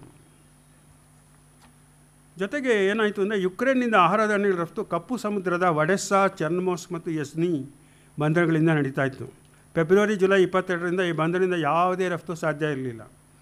ವಿಶ್ವಸಂಸ್ಥೆ ಮತ್ತು ಟರ್ಕಿ ದೇಶದ ಮಧ್ಯಸ್ಥತೆಯಿಂದ ರಷ್ಯಾ ಮತ್ತು ಯುಕ್ರೇನ್ ನಡುವೆ 2 ತಿಂಗಳ ಸಂಧಾನದ ನಂತರ ಆ ಬಂದರಿನಲ್ಲಿದ್ದ ಆಹಾರ ಧಾನ್ಯವನ್ನು ರಫ್ತು ಮಾಡಲು ಒಪ್ಪಂದಕ್ಕೆ ಬರಲಾಗಿದೆ. ಮೊದಲನೆಯದಾಗಿ ಸಿಯಾರಾ ಲಿಯೋನ್ನ ಜಹುಜು ರಜೋನಿ, ಲೆಬನಾನ್ನ ಟ್ರಿಪೋಲಿಗೆ 1ನೇ ತಾರೀಕು ಈ ತಿಂಗಳು 1ನೇ ತಾರೀಕು 26,000 ಮೆಟ್ರಿಕ್ ಟನ್ ಆಹಾರ ಧಾನ್ಯ ಹೊತ್ತು ಒಡೆಸ್ಸಾ ಬಂದರಿಂದ ಹೊರಟಿದೆ. ಇನ್ನು ಈ ಸುಮಾರು 16 ಜಹಾಜುಗಳು 6 ತಿಂಗಳಿಂದ ಅಲ್ಲೇ ನಿಂತಿದ್ದವು, ಅವು ಆಚೆ ಹೋಗೋಕ್ಕಾಗ್ದಿರ. ಇವಾಗ ಬಹುಶಃ ಇನ್ನು 4 ಜಹಾಜುಗಳು ಈ ವಾರದಲ್ಲಿ ಅಲ್ಲಿಂದ ಹೊರಡಬೇಕು. ಅದು ಆಫ್ರಿಕನ್ ಹಾಗೂ ದೇಶಗಳಿಗೆ ಹೋಗ್ತಕ್ಕಂಥದ್ದು. ಯುಕ್ರೇನ್ ಜುಲೈ ಕೊನೆವರೆಗೆ 20 ಲಕ್ಷ ಟನ್ ಗೋಧಿಯನ್ನು ಮಾಡಬೇಕಿತ್ತು ಇದರಲ್ಲಿ. ಅದರಲ್ಲಿ ಸ್ವಲ್ಪ ಭಾಗವನ್ನು ರೈಲು ಅಥವಾ ರಸ್ತೆ ಮೂಲಕ ಕಳಿಸ್ಬೋದು ಅಂತ ನೋಡಿದ್ದಾರೆ. ಅದು ಆಗಿಲ್ಲ. ಯಾಕೆಂತಂದರೆ ಯುದ್ಧದಿಂದ ಸಾಗಣೆ ಅಧೋರಚನೆಗೆ ಆಗಿರುವ ಹಾನಿ, ರಸ್ತೆ ರೈಲು ಎಲ್ಲ ಸಂಪರ್ಕ ಇಲ್ಲ, ಇವಾಗ ಆಗಿರೋ ಪ್ರಮಾಣನೂ ಹೆಚ್ಚಿಲ್ಲ. ಯುದ್ಧ ಮುಂದುವರೆದ್ರಿಂದ ಇನ್ನೊಂದೇನು ಅಂದರೆ ನೆಕ್ಸ್ಟ್ ಸೀಸನ್ ಮುಂದಿನ ಹಂಗಾಮಿನಲ್ಲಿ ಕೃಷಿ ಉತ್ಪಾದನೆ ಕಡಿಮೆ ಆಗಿದೆ. ಏಕೆಂದರೆ ಏಪ್ರಿಲ್ ಮತ್ತು ಮೇ ತಿಂಗಳಲ್ಲಿ ಬಿತ್ತಬೇಕಾದ ಮೆಕ್ಕೆಜೋಳ, ಬಾರ್ಲಿ, ಸೂರ್ಯಕಾಂತಿ ಬೆಳೆಗಳ ಪ್ರಮಾಣ, ಕೆಲಸಗಾರರ ರಸಗೊಬ್ಬರದ ಕೊರತೆ ಮತ್ತು ಕೃಷಿ ಉಪಕರಣಗಳಿಗಾದ ಹಾನಿಯಿಂದಾಗಿ ಕಡಿಮೆ ಆಗಿದೆ. ಚಳಿಗಾಲದಲ್ಲಿ ಬಿತ್ತನೆ ಗೋಧಿಯ ಬಗ್ಗೆ ಇನ್ನೂ ಯುದ್ಧ ಮುಂದುವರಿಯುವುದರಿಂದ ಖಚಿತತೆ ಇಲ್ಲ. ಜನ ಇದರ ಕೃಷಿ ಕಾರ್ಯಗಳನ್ನು ಮಾಡೋಕ್ಕೆ ಅಥವಾ ಮಾಡೋಕ್ಕೆ ಆಗುತ್ತಾ ಗೊತ್ತಿಲ್ಲ. ಹಾಗಾಗಿ ಮುಂದಿನ ಹಂಗಾಮಿನಲ್ಲಿ ಯುಕ್ರೇನ್ನ ಕೃಷಿ ಉತ್ಪಾದನೆ 70% 50% ಕಡಿಮೆ ಆಗುವ ಅಂದಾಜನ್ನು ಮಾಡಲಾಗಿದೆ. ಹಲವಾರು ಜಹಾಜು ಸಂಸ್ಥೆಗಳು ರಷ್ಯಾದಿಂದ ಮತ್ತು ರಷ್ಯಾಕ್ಕೆ ಸರಕು ರವಾನಿಸೋದಕ್ಕೆ ವಿಮಾರಕ್ಷೆ ದೊರಕುತ್ತಿರುವ ಕಾರಣದಿಂದಾಗಿ ರದ್ದುಗೊಳಿಸಿದೆ. ಇನ್ಶೂರೆನ್ಸ್ ಸಿಕ್ಕಲಿಲ್ಲ ಅಂತಂದರೆ ಯಾರೂ ಹೋಗೋಕ್ಕೆ ತಯಾರಿಲ್ಲ. ರಷ್ಯಾದಿಂದ ರಫ್ತಾಗುವ ಸರಕುಗಳ ಪ್ರಮಾಣ ಸಹ ವ್ಯತ್ಯಯ ಆಗಲಿದೆ. ರಷ್ಯಾದ ವಿಮಾನಗಳಿಗೆ ಯುರೋಪಿಯನ್ ವಾಯು ಪ್ರದೇಶ ಪ್ರವೇಶಿಸಲು ಅನುಮತಿಯ ನಿರ್ಬಂಧದಿಂದಾಗಿ ಮಾರ್ಗದ ಮೂಲಕ ಸರಕು ಸಾಗಣೆ ಸಹ ದುಬಾರಿಯಾಗಿದೆ. ಯಾಕೆಂದರೆ ಸುತ್ತಕೊಂಡು ಹೋಗಬೇಕು. ಹಾಗಾಗಿ ಇಂಧನದ ಬೆಲೆ ಜಾಸ್ತಿ ಆಗಿದೆ, ಸುತ್ತಕೊಂಡು ಹೋಗಬೇಕು. ಹಾಗಾಗಿ ಸಾಗಣೆ ವೆಚ್ಚ 1-2 ಆಗುತ್ತೆ. ಜೊತೆಗೆ ಇನ್ನೊಂದು ಏನಾಗಿದೆ ಅಂದರೆ ರಷ್ಯಾದ ಕೃಷಿ ಯಂತ್ರ ಮತ್ತು ಅದರ ಬಿಡಿ ಭಾಗಗಳು, ರಾಸಾಯನಿಕಗಳು, ಬಿತ್ತನೆ ಬೀಜ ಮತ್ತು ಕೃಷಿ ಉಪಕರಣಗಳ ಆಮದು ಮಾಡಿಕೊಳ್ಳಲು ನಿರ್ಬಂಧ ಇರುವುದರಿಂದ ಮುಂದಿನ ದಿನಗಳಲ್ಲಿ ರಷ್ಯಾದ ಕೃಷಿ ಉತ್ಪಾದನೆ ಸಹ ಕಡಿಮೆ ಆಗಬಹುದು.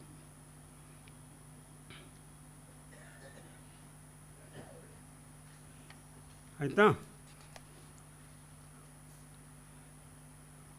ಹಾಗಾಗಿ ಏನು ಮಾಡಿದೆ ಅಂತಂದರೆ ಇವಾಗ ಯಾವ್ಯಾವ ದೇಶಗಳಲ್ಲಿ ಗೋಧಿ ಬೆಳೀತಿದ್ದಾರೋ ಅವರು ಕೂಡ ಇವಾಗಲೇ ರಿಸ್ಟ್ರಿಕ್ಷನನ್ನು ಹಾಕೋಕ್ಕೆ ಶುರು ಮಾಡಿದ್ದಾರೆ. ಇವಾಗ ಭಾರತ ಕೂಡ ಗೋಧಿ ರಫ್ತನ್ನು, ಖಾಸಗಿ ರಫ್ತನ್ನು ಸಂಪೂರ್ಣವಾಗಿ ನಿಷೇಧ ಮಾಡಿದೆ. ಸರ್ಕಾರದಿಂದ ಸರ್ಕಾರಕ್ಕೆ ಮಾತ್ರ ನಾವು ಮಾಡ್ತೀವಿ ಗೋಧಿ ಮತ್ತು ಗೋಧಿಯ ಉತ್ಪನ್ನಗಳು. ಕೆಲವು ದೇಶಗಳು ಹೆಚ್ಚಿನ ತೆರಿಗೆ, ಇಲ್ಲಿಂದ ನಾವು ರಫ್ತು ಮಾಡಿದರೆ ಹೆಚ್ಚಿನ ತೆರಿಗೆ ವಿಧಿಸ್ತೀವಿ ಅಂಥೇಳಿ. ಚೈನಾ ಮತ್ತು ಭಾರತದಲ್ಲಿ ಕಳೆದ ವರ್ಷದ ಹೆಚ್ಚಿನ ದಾಸ್ತಾನು ಇರುವುದರಿಂದ ಈ ವರ್ಷದಲ್ಲಿ ಕೊರತೆ ಕಾಣುತ್ತಿದ್ದರೂ ಮಾರುಕಟ್ಟೆಯಲ್ಲಿ ಬೆಲೆ ಹೆಚ್ಚಾಗಿದೆ. ನಿಮಗೆಲ್ಲ ಗೊತ್ತು, ಬ್ರೆಡ್ಡು 40 ರೂಪಾಯಿ ಇದ್ದಿದ್ದು 50 ರೂಪಾಯಿ ಆಗಿದೆ, 25%. ಗೋಧಿ ನಮ್ಮಲ್ಲಿ ಒಂಥರ ಒಣಹವೆಯಿಂದಾಗಿ ಈ ಸತಿ ಗೋಧಿಯ ಉತ್ಪಾದನೆ ಕಡಿಮೆ ಆಗಿದೆ 22ರಲ್ಲಿ. ಜೊತೆಗೆ ನಮ್ಮಲ್ಲಿದ್ದಂಥ ದಾಸ್ತಾನು ಕೂಡ ನಾವು ಈಗ 1.5 ವರ್ಷದಿಂದ ಉಚಿತವಾಗಿ ಆಹಾರ ಧಾನ್ಯ ಕೊಡ್ತಿರೋದ್ರಿಂದ ಬಹಳಷ್ಟು ದಾಸ್ತಾನು ಖಾಲಿಯಾಗಿದೆ. ಹಾಗಾಗಿ ಮುಂದಿನ ವರ್ಷ ಇವಾಗ ಗೋಧಿ ಬೆಳೆದಿರೋರು ಕೂಡ ಅದನ್ನು ಬೆಂಬಲ ಬೆಲೆಯಲ್ಲಿ ಸರ್ಕಾರಕ್ಕೆ ಮಾರೋಕ್ಕೆ ಸಿದ್ಧರಿಲ್ಲ. ಮಾರುಕಟ್ಟೆ ಬೆಲೆ ಜಾಸ್ತಿ ಇರೋದ್ರಿಂದ ಬೆಂಬಲ ಬೆಲೆಯಲ್ಲಿ ಯಾರೂ ಸರ್ಕಾರಕ್ಕೆ ಕೊಡೋದಿಲ್ಲ. ಹಾಗಾಗಿ ನಾವು ಗೋಧಿಯ ದಾಸ್ತಾನನ್ನು ಉಳಿಸ್ಕೋಬೇಕಾಗಿದೆ. ಹಾಗಾಗಿ ನಿರ್ಬಂಧ ವಿಧಿಸಿದೆ. ಯುದ್ಧ ಹೀಗೆ ಮುಂದುವರೆದರೆ ಯುಕ್ರೇನ್ ಈ ವರ್ಷದ ಉತ್ಪಾದನೆ ಕಡಿಮೆ ಆಗಲಿದ್ದು ಕೊರತೆಯನ್ನು ಅಮೆರಿಕ, ಕೆನಡಾ, ಆಸ್ಟ್ರೇಲಿಯಾ ಮತ್ತು ಬ್ರೆಜಿಲ್ ತಮ್ಮ ಉತ್ಪಾದನೆಯನ್ನು ಹೆಚ್ಚಿಸುವ ಮೂಲಕ ಸರಿದೂಗಿಸಬೇಕಿದೆ.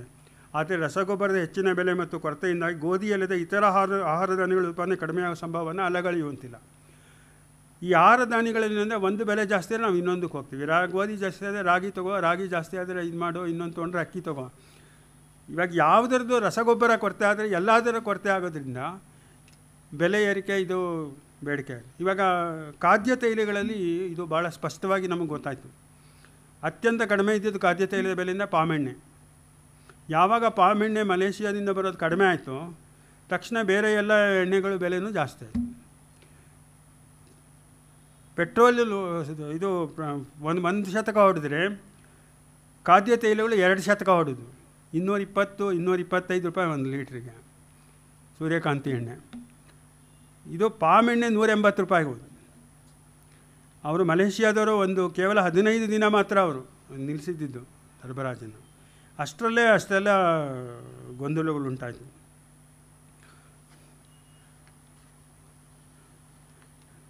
ಯಾಕೆಂದರೆ ಸೂರ್ಯಕಾಂತಿ ಎಣ್ಣೆ ತೊಗೊಂಡ್ರೆ ಈಜಿಪ್ಟು 74% ಅವರ ರಿಕ್ವೈರ್ಮೆಂಟು ಯುಕ್ರೇನ್ನಿಂದ ಹೋಗಬೇಕು, ಇಂಡಿಯಾದ 84% ಯುಕ್ರೇನಿಂದ ಹೋಗಬೇಕು, ಇರಾನ್ 100% ಯುಕ್ರೇನಿಂದ ಹೋಗಬೇಕು, ಮಲೇಷಿಯಾದ 100% ಸನ್ಫ್ಲವರ್ ಆಯಿಲ್ ಉತ್ಪನ್ನ, ಸೌದಿ ಅರೇಬಿಯಾದ 100% ಯುಕ್ರೇನಿಂದ ಹೋಗಬೇಕು, ಸೌತ್ ಆಫ್ರಿಕಾ 44%, UAE 100%. ಸೂರ್ಯಕಾಂತಿ ಎಣ್ಣೆಯ ಜಾಗತಿಕ ಉತ್ಪಾದನೆಯಲ್ಲಿ ಯುಕ್ರೇನ್ನ ಕೊಡುಗೆ ಆಗಲೇ ಹೇಳಿದಾಗ 30%, ರಷ್ಯಾದ 27%, ಯುಕ್ರೇನ್ನ ಪ್ರಮಾಣ ಶೇಕಡ 42, 21. ಆದರೆ ಒಂದೇ ಒಂದು ನೆಮ್ಮದಿಯ ಸಂಗತಿ ಅಂದರೆ ಒಟ್ಟಾರೆ ಖಾದ್ಯ ತೈಲದಲ್ಲಿ ಸೂರ್ಯಕಾಂತಿ ಎಣ್ಣೆಯ ಪಾಲು ಭಾಳ ಕಡಿಮೆ.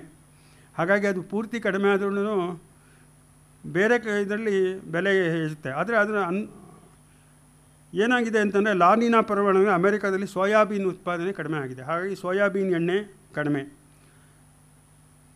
ನಾವು ಸಾಸಿವೆ ಎಣ್ಣೆ ಅಂತ ಯಾವುದು ಕರಿತೀವಿ ಅದೇ ಥರದ್ದು ರೇಪ್ ಸೀಡ್ ಅಂಥೇಳಿ ಅಮೆರಿಕಾದಲ್ಲಿ, ಪೂರ್ವ ಏಷ್ಯಾ ದೇಶಗಳಲ್ಲಿ, ಅಲ್ಲಿ ಹವಾಮಾನ ಬದಲಾವಣೆಯಿಂದ ಯುರೋಪ್ನಲ್ಲಿ ರೇಪ್ ಸೀಡ್ ಆಯಿಲು ಕಡಿಮೆ ಆಗಿದೆ.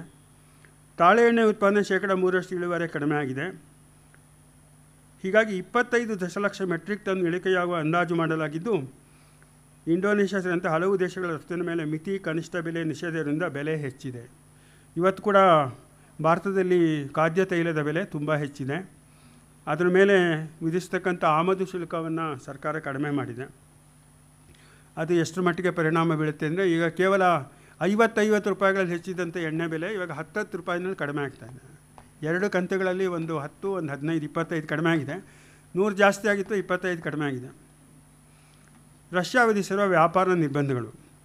ರಷ್ಯಾ ತನ್ನ ದೇಶದ ರಸಗೊಬ್ಬರದ ರಫ್ತು ನಿಷೇಧಿಸಿದೆ ಹಾಗೂ ಧಾನ್ಯಗಳ ರಫ್ತಿಗೆ ಪರವಾನಗಿಯನ್ನು ವಿಧಿಸಿ ದೇಶವಾರು ಗರಿಷ್ಠ ಪ್ರಮಾಣವನ್ನು ನಿಗದಿಪಡಿಸಿದ್ದಾಗಿ ಹಲವು ದೇಶಗಳು ತಮ್ಮ ಆಂತರಿಕ ಮಾರುಕಟ್ಟೆಯಲ್ಲಿ ಹೆಚ್ಚುತ್ತಿರುವ ಆಹಾರ ಧಾನ್ಯಗಳ ಬೆಲೆಗಳನ್ನು ನಿಯಂತ್ರಿಸಲು ಹಲವು ಕ್ರಮಗಳನ್ನು ಕೈಗೊಂಡಿದೆ. India, Egypt, Algeria, Hungary, Turkey ಮತ್ತು ಸೈಬೀರಿಯಾ ಆಹಾರ ಧಾನ್ಯಗಳ ರಫ್ತನ್ನು ನಿಷೇಧಿಸಿವೆ.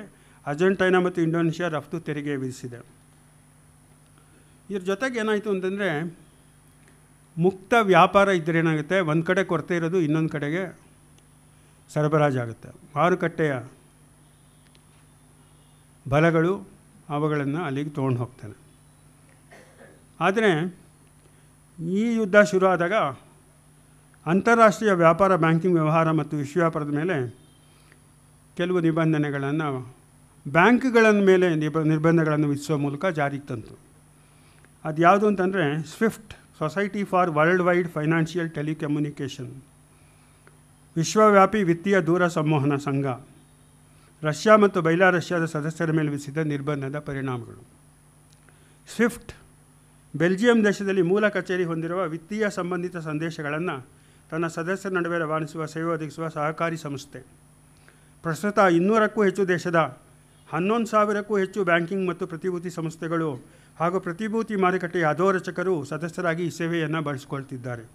ಹಾಗಾಗಿ ಇದು ವಿಶ್ವದ ವಿತ್ತೀಯ ವ್ಯವಹಾರಗಳ ಸಂದೇಶ ರವಾನಿಸುವ ಮಹತ್ವದ ವ್ಯವಸ್ಥೆ ಆಗಿದೆ.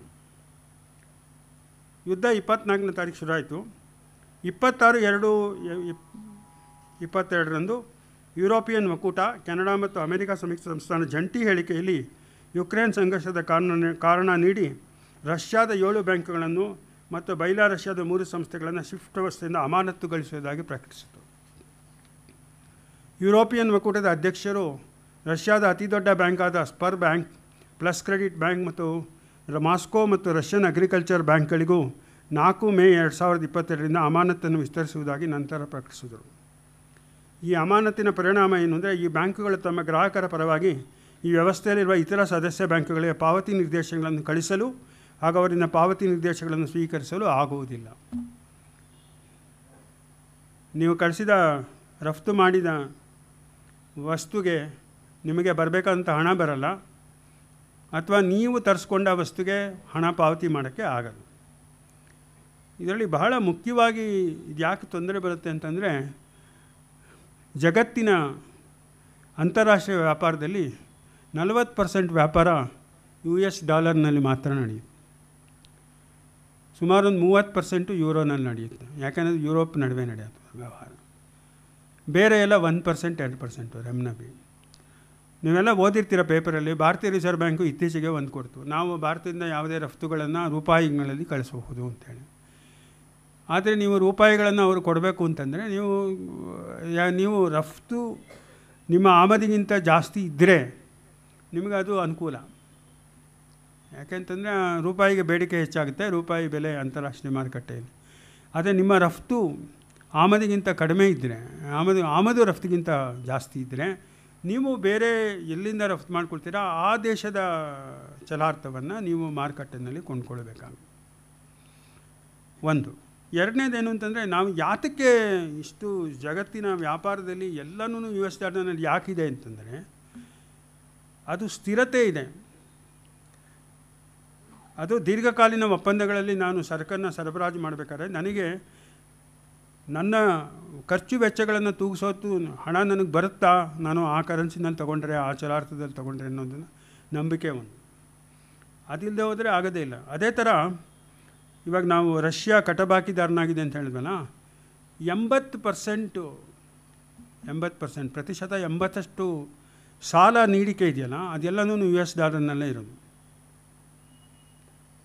ನಾವು ತೊಗೊಳ್ತಕ್ಕಂಥ ಸಾಲ ಇದೆಯಲ್ಲ ಬ್ಯಾಂಕಿಂದ, ಅಂತಾರಾಷ್ಟ್ರೀಯವಾಗಿ ತೊಗೊಳ್ತಕ್ಕಂಥ ಸಾಲ ಸುಮಾರು 70% US$ ಇರೋದು.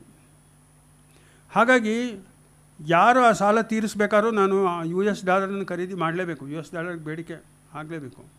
ಹಾಗಾಗಿ ಅದ್ರ ಜೊತೆಗೆ ಏನಾಗಿದೆ ಅಂತಂದರೆ, ನಾವು ಎಲ್ಲ ನಮ್ಮ ವಿದೇಶಿ ಮೀಸಲಿದೆಯಲ್ಲ, ಬಹಳಷ್ಟು ಎಲ್ಲ ದೇಶಗಳು ಕೂಡ ವಿದೇಶಿ ಮೀಸಲನ್ನು US$ ಇಟ್ಕೊಂಡಿದೆ.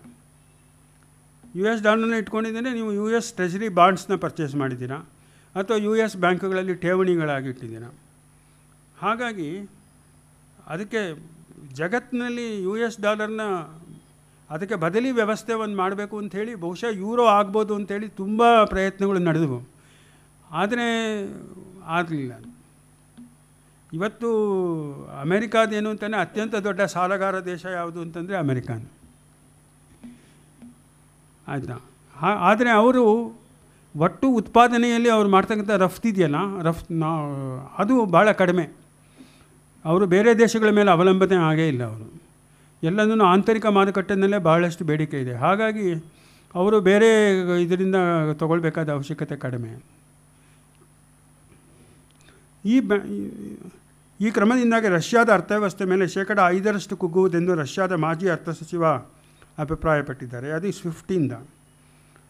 ಸ್ವಿಫ್ಟ್ ಬ್ಯಾಂಕಿಂಗ್ ವ್ಯವಹಾರಕ್ಕೆ ಸಂಬಂಧಿಸಿದ ಪಾವತಿ ಸೂಚನೆಗಳನ್ನು ರವಾನಿಸುವ ಜೊತೆಗೆ ಉದರಿ ಖಾತರಿ ಪತ್ರದ ತೆರೆಯುವಿಕೆ, ಲೆಟರ್ ಆಫ್ ಕ್ರೆಡಿಟ್, ತಿದ್ದುಪಡಿಗಳನ್ನು, ಅಮೆಂಡ್ಮೆಂಟ್ಸ್ ಸದಸ್ಯರ ನಡುವೆ ರವಾನಿಸುವ ಸೇವೆಯನ್ನು ಒದಗಿಸುತ್ತದೆ. ಆದರೆ ಅದು ಸದಸ್ಯರ ಯಾವುದೇ ಖಾತೆಗಳನ್ನು ನಿರ್ವಹಿಸುವುದಿಲ್ಲ ಮತ್ತು ನಿಧಿಗಳನ್ನು ಹೊಂದಿರುವುದಿಲ್ಲ. They will not hold funds for the bank. ವ್ಯವಹಾರದ ಫಲವಾಗಿ ಸದಸ್ಯರು ಪಡೆಯಬೇಕಾವ ಮೊತ್ತದ ಹೊಣೆ ಹೊರುವುದಿಲ್ಲ. ಸದಸ್ಯರು ನಿಧಿಯ ವರ್ಗಾವಣೆಯನ್ನು ಸಂಬಂಧಿತ ದೇಶಗಳ ಪಾವತಿ ವ್ಯವಸ್ಥೆಗಳ ಮೂಲಕ, ಉದಾಹರಣೆಗೆ trans European automated real time gross settlement system target 2 ಅಥವಾ ಭಾರತದ RTGS ವ್ಯವಸ್ಥೆಯ ಮೂಲಕ, ಆಯಾ ದೇಶದ ವ್ಯವಸ್ಥೆಯ ಮೂಲಕ ಆಯಾ ಕರೆನ್ಸಿಗಳಿಗೆ ಮಾಡ್ಕೋಬೇಕು. ಪ್ರತಿದಿನ ಈ ವ್ಯವಸ್ಥೆಯ ಮೂಲಕ ಕಳಿಸುವ ಸಂದೇಶಗಳ ಸಂಖ್ಯೆ 40 ದಶಲಕ್ಷ. ಅದರಲ್ಲಿ ರಷ್ಯಾದ ಪಾಲು 1%. ಈ ವ್ಯವಸ್ಥೆಯ ಆಡಳಿತವನ್ನು ಅದರ ಷೇರುದಾರರಿಂದ ಆಯ್ಕೆಯಾದ 25 ಸ್ವತಂತ್ರ ಮಂಡಳಿ ನಡೆಸುತ್ತದೆ. ಹೆಚ್ಚಿನ ಸಂಖ್ಯೆಯ ಸದಸ್ಯರನ್ನು ಹೊಂದಿರುವ ದೇಶಗಳು, ಹೆಚ್ಚಿನ ಸಂಖ್ಯೆಯ ನಿರ್ದೇಶಕರು, ಅದೆಲ್ಲ ಇದೆ. ಈ ಸಂಸ್ಥೆಯ ಮೇಲುಸ್ತುವಾರಿಯನ್ನು ಬೆಲ್ಜಿಯಂನ ಕೇಂದ್ರ ಬ್ಯಾಂಕ್ ಆದ national bank of Belgium, America ಸಂಯುಕ್ತ ಸಂಸ್ಥಾದ ಫೆಡರಲ್ ರಿಸರ್ವ್ ಬ್ಯಾಂಕ್ ಮತ್ತು ಯುನೈಟೆಡ್ ಕಿಂಗ್ಡಮ್ ಆಫ್ ಬ್ರಿಟನ್ನ ಬ್ಯಾಂಕ್ ಆಫ್ ಇಂಗ್ಲೆಂಡ್ ಸೇರಿದಂತೆ ಇತರ ದೇಶದ ಕೇಂದ್ರ ಬ್ಯಾಂಕ್ಗಳು ಸಹಭಾಗಿತ್ವದಲ್ಲಿ ನಿರ್ವಹಿಸುತ್ತದೆ. ಆದರೆ ಇದನ್ನು ಏಕಪಕ್ಷೀಯವಾದ ಈ ನಿರ್ಧಾರ ತಗೊಂಡ್ರಲ್ಲ, ನಿಯಮಾವಳಿಗಳ ಪ್ರಕಾರ ಯಾವುದೇ ಸದಸ್ಯನ ಅಮಾನತು ಮಾಡಬೇಕಾದ್ರೆ ಅವರು ನಿಯಮಾವಳಿಯನ್ನು ಉಲ್ಲಂಘಿಸಿರಬೇಕು ಅಥವಾ ತನ್ನ ಉದರಿದಾರರೊಡನೆ ಅದರ ಪಾವತಿಗೆ ಸಂಬಂಧಿಸಿದಂತೆ ಯಾವುದೇ ಒಪ್ಪಂದ ಅರೇಂಜ್ಮೆಂಟ್ ಮಾಡ್ಕೋಬೇಕು ಅಥವಾ ಸ್ವಿಫ್ಟ್ ಕಂಪನಿಯ ಹಿತಾಸಕ್ತಿಗೆ ವಿರುದ್ಧವಾದ ಕ್ರಮ ಕೈಗೊಂಡಾಗ ಅಂಥ ಸದಸ್ಯರಿಗೆ ಅವರ ಸದಸ್ಯತ್ವವನ್ನು ಅಮಾನತಿಡುವುದನ್ನು ನಿರ್ದೇಶಕ ಮಾಡಿ ಬರಹದಲ್ಲಿ ಕಾರಣಗಳಿಗೆ ತಿಳಿಸಬೇಕು. ಇದೆಲ್ಲ ಏನನ್ನೂ ಮಾಡಿಲ್ಲ. ಹಾಗೂ ತತ್ಸಂಬಂಧಿ ಬೆಲ್ಜಿಯಂ ದೇಶದ ಕಾನೂನಿನ ಪ್ರಕಾರ ಕ್ರಮ ಕೈಗೊಳ್ಳಬೇಕು. ನಿಗಮದ ನಿಯಮಗಳ ಪ್ರಕಾರ ಷೇರುದಾರಿಕೆಯನ್ನು ವಜಾಗೊಳಿಸಬೇಕಾದರೆ ಇವಾಗ ಅಮಾನತಲ್ಲಿಟ್ಟಿದ್ದಾನೆ. ವ್ಯವಸ್ಥಾಪನಾ ಮಂಡಳಿಯ ಲಿಖಿತ ವರದಿಯ ಅವಶ್ಯಕತೆ ಇದೆ, ರಿಟರ್ನ್ ರಿಪೋರ್ಟ್. ಅದು ವಿವಾದ ಪರಿಹಾರ ನಿಯಮಗಳಿಗೆ ಡಿಸ್ಪ್ಯೂಟ್ ರೆಸಾಲ್ವಿಂಗ್ ಮೆಕ್ಯಾನಿಸಮ್ ಹೊಂದಿದೆ, ಅದನ್ನು ಮಾಡಬೇಕು. ಇವೆಲ್ಲ ಏನೂ ಮಾಡಿಲ್ಲ. ಈವರೆಗೆ ನಿರ್ದೇಶಕ ಮಂಡಳಿ ಅಮಾನತಿಗೆ ಸಂಬಂಧಿಸಿದ ನಡಾವಳಿಗಳನ್ನು ಬಹಿರಂಗಗೊಳಿಸಿಲ್ಲ. ಸದಸ್ಯರ ಅಮಾನತನ್ನು ಯುರೋಪಿಯನ್ ಒಕ್ಕೂಟದ ಮಂಡಳಿ ನಿರ್ಧಾರಕ್ಕೆ ಅನುಗುಣವಾಗಿ ಮಾಡಲಾಗಿದೆ ಅಷ್ಟೇ ಹೇಳಿ ಯುರೋಪಿಯನ್ ಕಮಿಟಿ. ಇದರ ಪರಿಣಾಮವಾಗಿ ನಿರ್ಬಂಧಕ್ಕೆ ಒಳಪಟ್ಟ ಸ್ಪರ್ ಬ್ಯಾಂಕ್ ಠೇವಣಿಗಳ ಹಿಂಪಡೆತದಿಂದ ದ್ರವತ್ವದ ಸವಾಲನ್ನು ಎದುರಿಸಬೇಕಾಗಿದೆ. ಯುರೋಪಿಯನ್ ಕೇಂದ್ರ ಬ್ಯಾಂಕಿನ ಆದೇಶಕ್ಕೆ ಅನುಗುಣವಾಗಿ ಯುರೋಪ್ನ ಘಟಕಗಳನ್ನು ಮುಚ್ಚಿದೆ. ರಷ್ಯಾದ ಕೇಂದ್ರ ಬ್ಯಾಂಕ್ ರಷ್ಯಾದ ಬ್ಯಾಂಕ್ಗಳು ತನ್ನ ಇಡಬೇಕಾದ ಮೀಸಲು ದರವನ್ನು ಕಡಿತಗೊಳಿಸಿ ಬಡ್ಡಿಯ ದರವನ್ನು 20% ಹೆಚ್ಚಿಸಿದೆ. ಸ್ವಿಫ್ಟ್ ವಿಧಿಸಿರುವ ನಿರ್ಬಂಧ ಮತ್ತು ಇತರ ನಿಗಮಿತ ಕ್ರಮಗಳಿಂದಾಗಿ ರಷ್ಯಾಗೆ ತನ್ನ ರಫ್ತಿಗೆ ಮೊದಲಿನಂತೆ ವಿದೇಶಿ ವಿನಿಮಯ ಗಳಿಸಲು ಸಾಧ್ಯವಾಗುತ್ತಿಲ್ಲ. ರಷ್ಯಾದ ಉಳಿದ ಬ್ಯಾಂಕುಗಳಿಗೆ ಯುರೋಪ್ ಒಕ್ಕೂಟದ ಕೆಲವು ರಾಷ್ಟ್ರಗಳಿಗೆ ಪೆಟ್ರೋಲಿಯಂ ಕಚ್ಚಾ ತೈಲದ ರಫ್ತಿನ ವಹಿವಾಟಿಗೆ ಮಾತ್ರ ವಿನಾಯಿತಿ ನೀಡಲಾಗಿದೆ. ಅವರಿಗೆ ಏನು ಅಗತ್ಯವಾಗಬೇಕೋ ಅದಕ್ಕೆ ಮಾತ್ರ ವಿನಾಯಿತಿ ಕೊಟ್ಟು ಕೆಲವು ಬ್ಯಾಂಕುಗಳ ಮೂಲಕ ನೀವು ಯೂರೋನಲ್ಲಿ ಪೇ ಮಾಡ್ಬೋದು, ಇದರಲ್ಲಿ ಪೇ ಮಾಡ್ಬೋದು ಅಂತ ಮಾಡ್ಕೊಂಡಿದ್ದಾನೆ. ಆದರೆ ರಷ್ಯಾ ಇವಾಗ ಏನು ಮಾಡಿದೆ ಅಂದರೆ ಪೋಲೆಂಡ್, ಬಲ್ಗೇರಿಯಾ, ಫಿನ್ಲೆಂಡ್, ನೆದರ್ಲೆಂಡ್ಸ್ ಮತ್ತು ಡೆನ್ಮಾರ್ಕ್ ತನ್ನ ಬ್ಯಾಂಕಿಗೆ ರೂಬಲ್ಗಳಲ್ಲಿ ಮಾತ್ರ ಹಣ ಪಾವತಿ ಮಾಡುವುದನ್ನು ಕಡ್ಡಾಯಗೊಳಿಸಿ ಅದನ್ನು ಅನುಸರಿಸದಿರುವುದರಿಂದ ಕಚ್ಚಾ ತೈಲದ ರಫ್ತನ್ನು ನಿಲ್ಲಿಸಿದೆ. ನಾನು ಕೊಡೋದೇ ಇಲ್ಲ, ನನಗೆ ಬೇಕಾದ ಇವಾಗ ರಷ್ಯಾದಲ್ಲಿ ನಾವು ಕೊಡಬೇಕಾದ್ರೂ ಇವಾಗ ರೂಬೆಲ್ನಲ್ಲಿ ಕೊಡಬೇಕು. ನಮ್ಮದು ರಫ್ತು ರಷ್ಯಾ ಕಡಿಮೆ, ಆಮದು ಜಾಸ್ತಿ. ನಾವು ರೂಬೆಲ್ ಹಿಂದೇನೋ ಒಂದು ಸತಿ ಇದೇ ಆಗಿತ್ತು, ರಷ್ಯಾ ರೂಬೆಲ್ ಅಗ್ರಿಮೆಂಟ್ ಆಗಿ ನಾವು ಆಮೇಲೆ ಆ ರೂಬಲ್ ಏನು ಮಾಡೋದು, ಬೇರೆ ಯಾವ ಕರೆನ್ಸಿನಲ್ಲಿ ಕೊಡಬೇಕು, ಕನ್ವರ್ಷನ್ ರೇಟ್ ಏನು, ಎಷ್ಟು ಕೊಡಬೇಕು, ಅದೇ ಒಂದು ಆಯಿತು. ಇದಕ್ಕೇನಾದ್ರು ಆ ಪರ್ಯಾಯ ವ್ಯವಸ್ಥೆ ಏನಾದ್ರು ಇದೆಯಾ ಅಂದರೆ 2014ರಲ್ಲಿ ರಷ್ಯಾ ಕ್ರಿಮಿಯಾದ ಮೇಲೆ ಆಕ್ರಮಣ ಮಾಡಿದಾಗಲೇ ಸ್ವಿಫ್ಟ್ ವ್ಯವಸ್ಥೆಯಿಂದ ರಷ್ಯಾವನ್ನು ಹೊರಹಾಕುವ ಬೆದರಿಕೆಯನ್ನು ಪಾಶ್ಚಿಮಾತ್ಯ ದೇಶಗಳು ಕೊಟ್ಟಿದ್ದವು. ಆದರೆ ಕಾರ್ಯಗತಗೊಳಿಸಿಲ್ಲ, ಯಾಕೆಂದರೆ ಬೇಗ ಮುಗಿದೋಯ್ತು. ಆದರೆ ರಷ್ಯಾ ಎಚ್ಚೆತ್ತುಕೊಂಡು ತನ್ನದೇ ಆದ ಅಂತಾರಾಷ್ಟ್ರೀಯ SPFS system for transfer of financial messages ಅನ್ನು ಅಭಿವೃದ್ಧಿಪಡಿಸಿದೆ. 2020ರ ವೇಳೆಗೆ ಆರ್ಮೇನಿಯಾ, ಬೆಲಾರಸ್, ಜರ್ಮನಿ, ಕಜಾಕಿಸ್ತಾನ್ ಮತ್ತು ಸ್ವಿಟ್ಜರ್ಲೆಂಡ್ನ 400 ಬ್ಯಾಂಕುಗಳು ಈ ವ್ಯವಸ್ಥೆಯನ್ನು ಬಳಸ್ತಾ ಇವೆ. ಈ ವ್ಯವಸ್ಥೆಯಲ್ಲಿ ಸುಮಾರು 13 ದಶಲಕ್ಷ ಸಂದೇಶಗಳು ಆಗಲೇ ರವಾನೆ ಆಗಿದ್ದವು. ಈ ವ್ಯವಸ್ಥೆಯನ್ನು ಚೈನಾ, ಇಂಡಿಯಾ ಮತ್ತು ಇರಾನ್ ದೇಶಗಳಿಗೆ ವಿಸ್ತರಿಸುವ ಯೋಜನೆ ಇದ್ದು ಆ ಯೋಜನೆ ಈಗ ಮತ್ತಷ್ಟು ಚುರುಕುಗೊಳ್ಳಬಹುದು. ಆವಾಗ ರಷ್ಯಾ ಜೊಡನೆ ನಾವು US ಡಾಲರ್ ಬದಲು ರೂಬಲ್ನಲ್ಲಿ ವ್ಯವಹಾರ ಮಾಡ್ಬೋದು ಅಥವಾ ರೂಪಾಯಿನಲ್ಲಿ ವ್ಯವಹಾರ ಮಾಡೋಕ್ಕೆ ಸಾಧ್ಯ. ಅದೇ ಥರ ಚೈನಾ ಕೂಡ, ಯಾಕೆಂದರೆ ಇದು ಹಿಡಿತ ಯಾರ್ದಿದೆ ಅಂತ ಗೊತ್ತಿರೋದನ್ನ ಸ್ವಿಫ್ಟ್ ಮೇಲೆ China cross border inter bank payment system ಅಂತೇಳಿ ಅವ್ರದ್ದೇ ಒಂದು ಅಂತರ್ದೇಶ ಅಂತರ್ ಬ್ಯಾಂಕ್ ಪಾವತಿ ವ್ಯವಸ್ಥೆ, ರೆಮ್ನಬಿ ಕರೆನ್ಸಿಗಳಿಗೆ. ಇದು ಚೈನಾ ದೇಶದ ರೆಮ್ನಬಿ ಕರೆನ್ಸಿಯಲ್ಲಿ ವಿವಿಧ ದೇಶಗಳ ಬ್ಯಾಂಕ್ಗಳ ನಡುವೆ ತೀರುವೆ ಮತ್ತು ಇತ್ಯರ್ಥಪಡಿಸುವ ವ್ಯವಸ್ಥೆ ಆಗಿದ್ದು ವ್ಯಾಪಕವಾಗಿ ಬಳಕೆಯಲ್ಲಿದೆ. ಚೈನಾ ಜೊತೆ ಯಾರು ವ್ಯವಹಾರ ಮಾಡ್ತಿದ್ದಾರೋ ಅದು ವ್ಯಾಪಕವಾಗಿ ಬಳಕೆಯಲ್ಲಿದೆ. ಭಾರತದವ್ರದ್ದು ಒಂದಿದೆ, ಯೂನಿಫೈಡ್ ಪೇಮೆಂಟ್ ಇಂಟರ್ಫೇಸ್. ಇದು national payment corporation of India ಅಭಿವೃದ್ಧಿಪಡಿಸಿರುವ 2014ರಲ್ಲಿ ಜಾರಿಗೊಂಡಿರುವ ಬ್ಯಾಂಕ್ ಖಾತೆಗಳ ನಡುವೆ ತಕ್ಷಣದ ವಾಸ್ತವ ಸಮಯದ ಹಣ ವರ್ಗಾಯಿಸುವ ಪಾವತಿ ವ್ಯವಸ್ಥೆ ಆಗಿದೆ. ಇದರಲ್ಲಿ ವ್ಯಕ್ತಿಯಿಂದ ವ್ಯಕ್ತಿಗೆ, ವ್ಯಕ್ತಿಯಿಂದ ವ್ಯಾಪಾರಿಗೆ ಹಣ ವರ್ಗಾಯಿಸಬಹುದಾಗಿದ್ದು Bhutan, Nepal, Malaysia, Singapore, UAE ಮತ್ತು ಫ್ರಾನ್ಸ್ ದೇಶಗಳ ನಡುವೆ ಅಂತಾರಾಷ್ಟ್ರೀಯ ಪಾವತಿಗೆ ಒಪ್ಪಂದ ಮಾಡಿಕೊಂಡಿದೆ. ಫೆಬ್ರವರಿ 2020ರವರೆಗೆ 304 ಬ್ಯಾಂಕುಗಳು ಈ ವ್ಯವಸ್ಥೆಯ ಭಾಗವಾಗಿದ್ದು ತಿಂಗಳಿಗೆ 4.52 ಬಿಲಿಯನ್ ವಹಿವಾಟು ನಡೆಸಿದ್ದು ಅದರ ಒಟ್ಟು ಮೌಲ್ಯ $110 ಬಿಲಿಯನ್ ಆಗಿತ್ತು. ಈಗ ಏನಾಗಿದೆ ಅಂತಂದರೆ ಇಂಥ ಖರೀದಿಗಳಿಗೆ ಅಮೆರಿಕನ್ ಡಾಲರ್, ಯೂರೋ ಮತ್ತು UK ಪೌಂಡ್ ಸ್ಟರ್ಲಿಂಗ್ನಲ್ಲಿ ಪಾವತಿ ಮಾಡೋ ಸೌಲಭ್ಯವನ್ನು ಸೆಪ್ಟೆಂಬರ್ವರೆಗೆ ಒದಗಿಸಲು ಭಾರತೀಯ ರಿಸರ್ವ್ ಬ್ಯಾಂಕ್ ಯೋಜಿಸಿದೆ. ಜೊತೆಗೆ ಸುಮಾರು 32 ದಶಲಕ್ಷ ಜನ ಹೆಚ್ಚು ಭಾರತೀಯರು ದೇಶದ ಹೊರಗೆ ಸೇವೆ ಸಲ್ಲಿಸುತ್ತಿದ್ದು ತಮ್ಮ ಬಂಧು ಮಿತ್ರರಿಗೆ ನಿಯತ ಸಮಯದಲ್ಲಿ ಹಣ ರವಾನಿಸ್ತಾರೆ ಹಾಗೂ ಭಾರತದಲ್ಲಿ ತಮ್ಮ ಉಳಿತಾಯವನ್ನು ವಿನಿಯೋಗಿಸ್ತಾರೆ. ಹಣ ರವಾನೆಗೆ ಅವರು ಭರಿಸಬೇಕಾದ ವೆಚ್ಚವನ್ನು ಕಡಿಮೆಗೊಳಿಸುವ ಉದ್ದೇಶದಿಂದ ನೆದರ್ಲೆಂಡ್ಸ್ನ ಟೆಕ್ಸಾ ಪೇಮೆಂಟ್ ಸರ್ವಿಸ್ನನ್ನೇ ಒಪ್ಪಂದ ಮಾಡಿಕೊಂಡಿದ್ದು ಮುಂದಿನ ತ್ರೈಮಾಸದೊಳಗೆ ಕಾರ್ಯಾರಂಭ ಮಾಡುತ್ತೆ. ಅದರ ಜೊತೆಗೆ ಅನಿವಾಸಿ ಭಾರತೀಯರಿಗೆ ಭಾರತೀಯ ಬಿಲ್ ಪಾವತಿ ಸೇವೆ ಮೂಲಕ ಅವರ ತಮ್ಮ ಹಾಗೂ ಬಂಧು ಮಿತ್ರರ ಪಾವತಿ ಮಾಡಬೇಕಾದ ವಿದೇಶದಿಂದಲೇ ವಿದೇಶಿ ಕರೆನ್ಸಿಯಲ್ಲಿ ಪಾವತಿ ಮಾಡೋ ಸೌಲಭ್ಯವನ್ನು ಶೀಘ್ರ ಒದಗಿಸ್ತೀವಿ ಇದರಲ್ಲಿ ಅಂಥೇಳಿ ಮೊನ್ನೆ reserve bank governor monetary policy ಇದರಲ್ಲಿ 5ನೇ ತಾರೀಕು ಘೋಷಣೆ ಮಾಡಿದ್ದಾರೆ. ಅದರ ಕಾರ್ಯವಿಧಾನ ಇನ್ನೂ ಈಚೆಗೆ ಬಂದಿಲ್ಲ. ಈ ಎಲ್ಲ ಪರ್ಯಾಯ ವ್ಯವಸ್ಥೆ ತೊಂದರೆ ಏನು ಅಂದರೆ ವ್ಯಾಪಾರದ ಜಾಗತೀಕರಣ ಪ್ರಕ್ರಿಯೆಯನ್ನು ಮುಂದೂಡಿ ಏಕೀಕೃತ ಮಾರುಕಟ್ಟೆಯ ಮೂಲಕ ಸರಕುಗಳ ವಿಶ್ವವ್ಯಾಪಿ ಸುಗಮ ವಿತರಣೆಗೆ ಅನುವು ಮಾಡಿಕೊಡೋದಿಲ್ಲ. ಮತ್ತೆ ಕಂಪಾರ್ಟ್ಮೆಂಟ್ಲೇಷನ್ ಆಗುತ್ತೆ. ಇವಾಗ ಕೆಲವು ಅನುಕೂಲಗಳಿವೆ. ಒಂದೇ ಚಲಾರ್ಥದಲ್ಲಿ ನಾವು ನಡೆಸೋದ್ರಿಂದ ಬಹಳಷ್ಟು ಅನುಕೂಲಗಳಿವೆ. ಆಮೇಲೆ ಬೆಲೆ ಎಲ್ಲರಿಗೂ ಒಂದೇ ಆಗುತ್ತೆ, ನಾವು ಯಾವ ಇದರಲ್ಲಿ ಮಾಡೋಕ್ಕಾಗೋದಿಲ್ಲ. ಈಗ ಮತ್ತೆ ತಿರ್ಗಾ ನಾವು ವಿವಿಧ ಗುಂಪುಗಳಾಗಿ ಇವಾಗ ಚೈನಾದವರೆಲ್ಲ ಇದರಲ್ಲಿ ಮಾಡಿ, ಭಾರತದವರು ಇನ್ನೊಂದರಲ್ಲಿ ಮಾಡಿ, ಅಮೇರಿಕಾದವ್ರ ಜೊತೆ ಯುರೋಪ್ನವ್ರು ಮಾಡೋದು ಇನ್ನೊಂದರಲ್ಲಿ ಮಾಡಿ ಅಂದರೆ ಸುಗಮ ವಿತರಣೆಗೆ ಅನುವು ಮಾಡಿಕೊಡುವುದರ ಮೂಲಕ ಉತ್ಪಾದಕರಿಗೆ ಮಾತರಿಗೆ ಯೋಗ್ಯ ಬೆಲೆ ದೊರಕುವುದನ್ನು ಮತ್ತಷ್ಟು ಜಟಿಲಗೊಳಿಸುತ್ತದೆ ಅನ್ನೋದು ಬಹುಜನ ಅಭಿಪ್ರಾಯ. ಆದರೆ ಇದಕ್ಕೆ ಪರಿಹಾರ ಸದ್ಯಕ್ಕೆ ಕಾಣಿಸ್ತಾ ಇಲ್ಲ.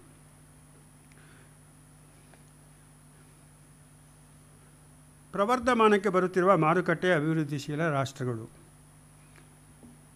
ಯಾರಿದು ಪ್ರವರ್ಧಮಾನಕ್ಕೆ ಬರುತ್ತಿರುವ ಮಾರುಕಟ್ಟೆ ಅಭಿವೃದ್ಧಿಶೀಲಗಳು? ಇಂಗ್ಲೀಷ್ನಲ್ಲಿ ಇದನ್ನು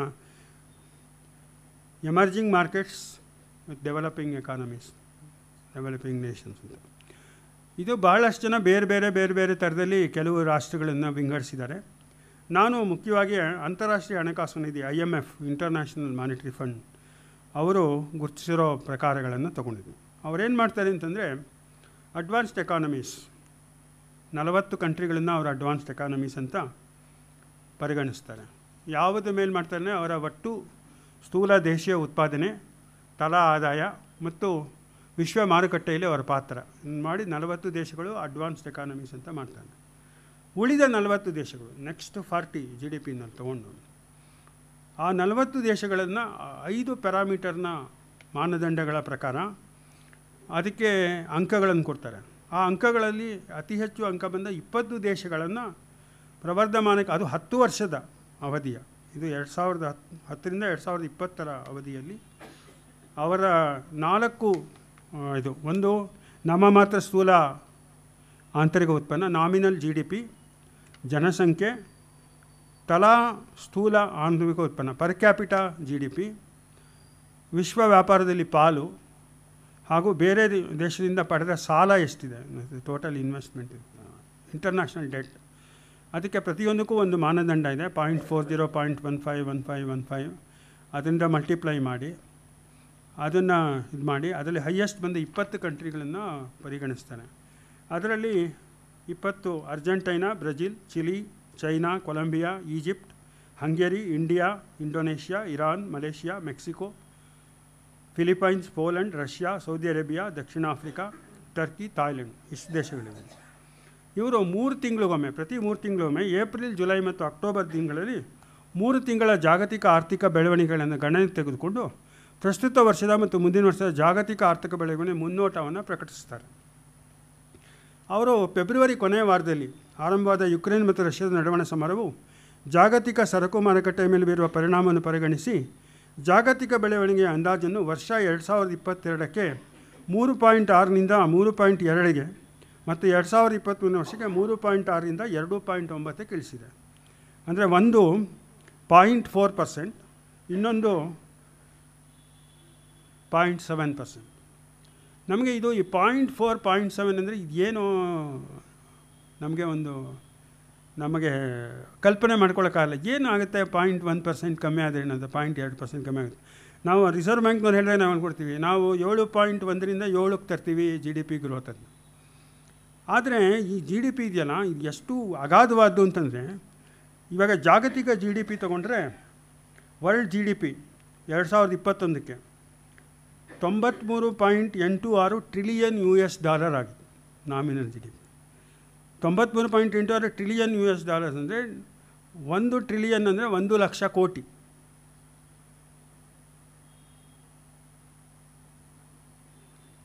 ಇದು $ನಲ್ಲಿ ಹೇಳ್ತೀವಿ, 1 ಲಕ್ಷ ಕೋಟಿ. ಸೊ ನೀವು 93 ಲಕ್ಷ ಕೋಟಿ ಇರೋದು, ಅದರಲ್ಲಿ ನೀವು 0.1% ಅಂದ್ರೂ ಅದು ಅಗಾಧವಾದ ಸಂಖ್ಯೆ. ಭಾರತದ ನಾವು ಎಲ್ಲರೂ ಹೇಳ್ತಾ ಇದ್ವಿ, ನಾವು 5 ಟ್ರಿಲಿಯನ್ ಎಕಾನಮಿ, $5 ಟ್ರಿಲಿಯನ್ ಎಕಾನಮಿ ಆಗಬೇಕು.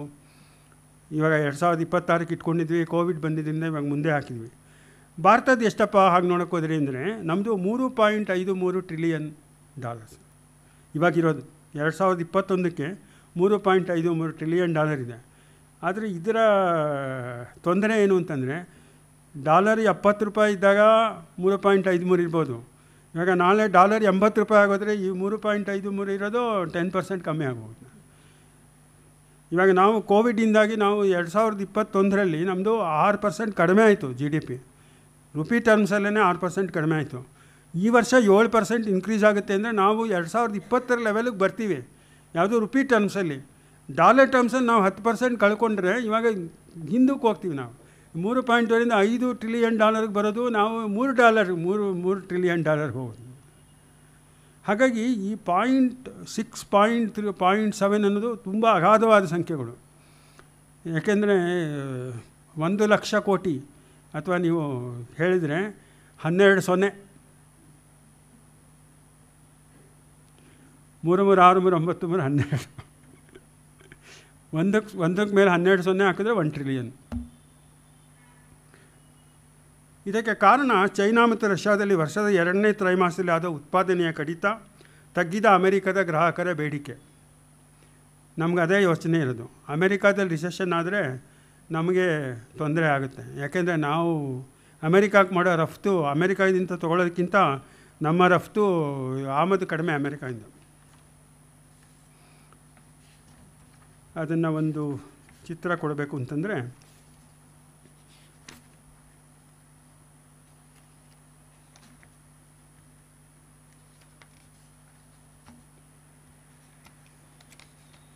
ಇಲ್ಲಿ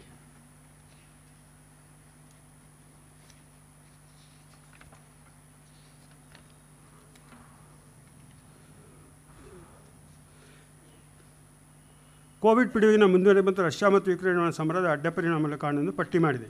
ಈ ಪಟ್ಟಿಯಲ್ಲಿರುವ ಪ್ರವರ್ಧಮಾನಕ್ಕೆ ಬರ್ತಿರುವ ಮಾರುಕಟ್ಟೆ ಅಭಿವೃದ್ಧಿ ಹಲವು ರಾಷ್ಟ್ರಗಳ ವರ್ಷ 22 ಮತ್ತು 23 ಆರ್ಥಿಕ ಅಭಿವೃದ್ಧಿ ಪರಿಣಾಮ ಋಣಾತ್ಮಕವಾಗಿದ್ದು ಅದು ಕೆಳಕಂಡಂತಿದೆ. ಚೈನಾ 1.1% ಕಡಿಮೆ ಆಗುತ್ತೆ 2023ರಲ್ಲಿ -0.05. ಇಂಡಿಯಾ 0.8, 2 ವರ್ಷವೂ ಅಷ್ಟು ಕಡಿಮೆ ಆಗುತ್ತೆ, ಸುಮಾರು 1% ಅಷ್ಟು ಕಡಿಮೆ ಆಗುತ್ತೆ. ಇಂಡೋನೇಷ್ಯಾ, ಮಲೇಷ್ಯಾ ಇದು ಸಣ್ಣ ಸಣ್ಣ ರಾಷ್ಟ್ರಗಳು, ಅವು ಈ ವರ್ಷ 22ರಲ್ಲಿ ಏನಂತ ಪರಿಣಾಮ ಇಲ್ಲ, 23ರಲ್ಲಿ 0.8. ರಷ್ಯಾ 2.5ರಷ್ಟು ಜಾಸ್ತಿ ಆಗುತ್ತೆ, ಅವರು -6 ಅಂದರೆ -6ಕ್ಕೆ ಇದ್ದಾರೆ ಈ 2022ರಲ್ಲಿ. 2023ರಲ್ಲಿ -3.5. ಬ್ರೆಜಿಲ್ 0.9 ಕಡಿಮೆ ಆಗುತ್ತೆ, 0.3 ಅದು ಪಟ್ಟಿ ಇದೆ. ಇದರಲ್ಲಿ ಸ್ಪಷ್ಟವಾದ ವಿಷಯ ಏನು ಅಂತಂದರೆ, ಈಗ ಇಡೀ ಒಂದೊಂದು ಕಂಟ್ರಿ ಬಿಟ್ಟರೂ ಅಭಿವೃದ್ಧಿಶೀಲ ರಾಷ್ಟ್ರಗಳ ಬೆಳವಣಿಗೆ 2022-23 ಮೊದಲಿಗಿಂತ ಕಡಿಮೆಯಾಗಲಿದೆ, ಅದರಲ್ಲಿ ಅನುಮಾನ ಬೇಡ. ಈ ಗುಂಪಿಗೆ ಸೇರಿದ ಏಷ್ಯಾದ ಎಲ್ಲ ರಾಷ್ಟ್ರಗಳ ಮೇಲೆ ಋಣಾತ್ಮಕ ಪರಿಣಾಮ ಬೀರಲಿದೆ. ಏಷ್ಯಾದ ಎಲ್ಲ ರಾಷ್ಟ್ರಗಳಲ್ಲೂ ಅದು ಕಡಿಮೆ ಆಗುತ್ತೆ. ಆಫ್ರಿಕಾ ಮತ್ತು ಅಮೆರಿಕ ಖಂಡದ ದೇಶಗಳ ಬೆಳವಣಿಗೆ ಮೇಲೆ 2022ರಲ್ಲಿ ಹೆಚ್ಚಿನ ಬದಲಾವಣೆ ಇಲ್ಲ. 2023ರಲ್ಲಿ ಸೌದಿ ಅರೇಬಿಯಾ, ನೈಜೀರಿಯಾ ಮತ್ತು ದಕ್ಷಿಣ ಆಫ್ರಿಕಾ ದೇಶವನ್ನು ಬಿಟ್ಟು ಉಳಿದ ದೇಶಗಳ ಮೇಲೆ ಹೆಚ್ಚಿನ ಋಣಾತ್ಮಕ ಪರಿಣಾಮ ಉಂಟಾಗಲಿದೆ. ಅತಿ ಹೆಚ್ಚಿನ ಪರಿಣಾಮ ಬ್ರೆಜಿಲ್ ಮತ್ತು ನಂತರ ರಷ್ಯಾದ ಮೇಲೆ ಆಗಲಿದೆ. ಈ 2 ಕಂಟ್ರಿಗಳು ತೊಂದರೆಯನ್ನು ಅನುಭವಿಸುವ ಸೂಚನೆ ಜಾಸ್ತಿ ಇದೆ. ಇದುವರೆಗೆ ಯುದ್ಧ ಕೊನೆಗೊಳ್ಳುವ ಯಾವುದೇ ಸೂಚನೆ ಇಲ್ಲದಿರುವುದರಿಂದ ಮುಂದಿನ ತಿಂಗಳಲ್ಲಿ ನಡೆಯುವ ಬೆಳವಣಿಗೆಯ ಮೇಲೆ ಜಗತ್ತಿನ ಅರ್ಥವ್ಯವಸ್ಥೆಯ ಬೆಳವಣಿಗೆಯ ದಿಕ್ಕು ನಿರ್ಧಾರ ಆಗುತ್ತೆ.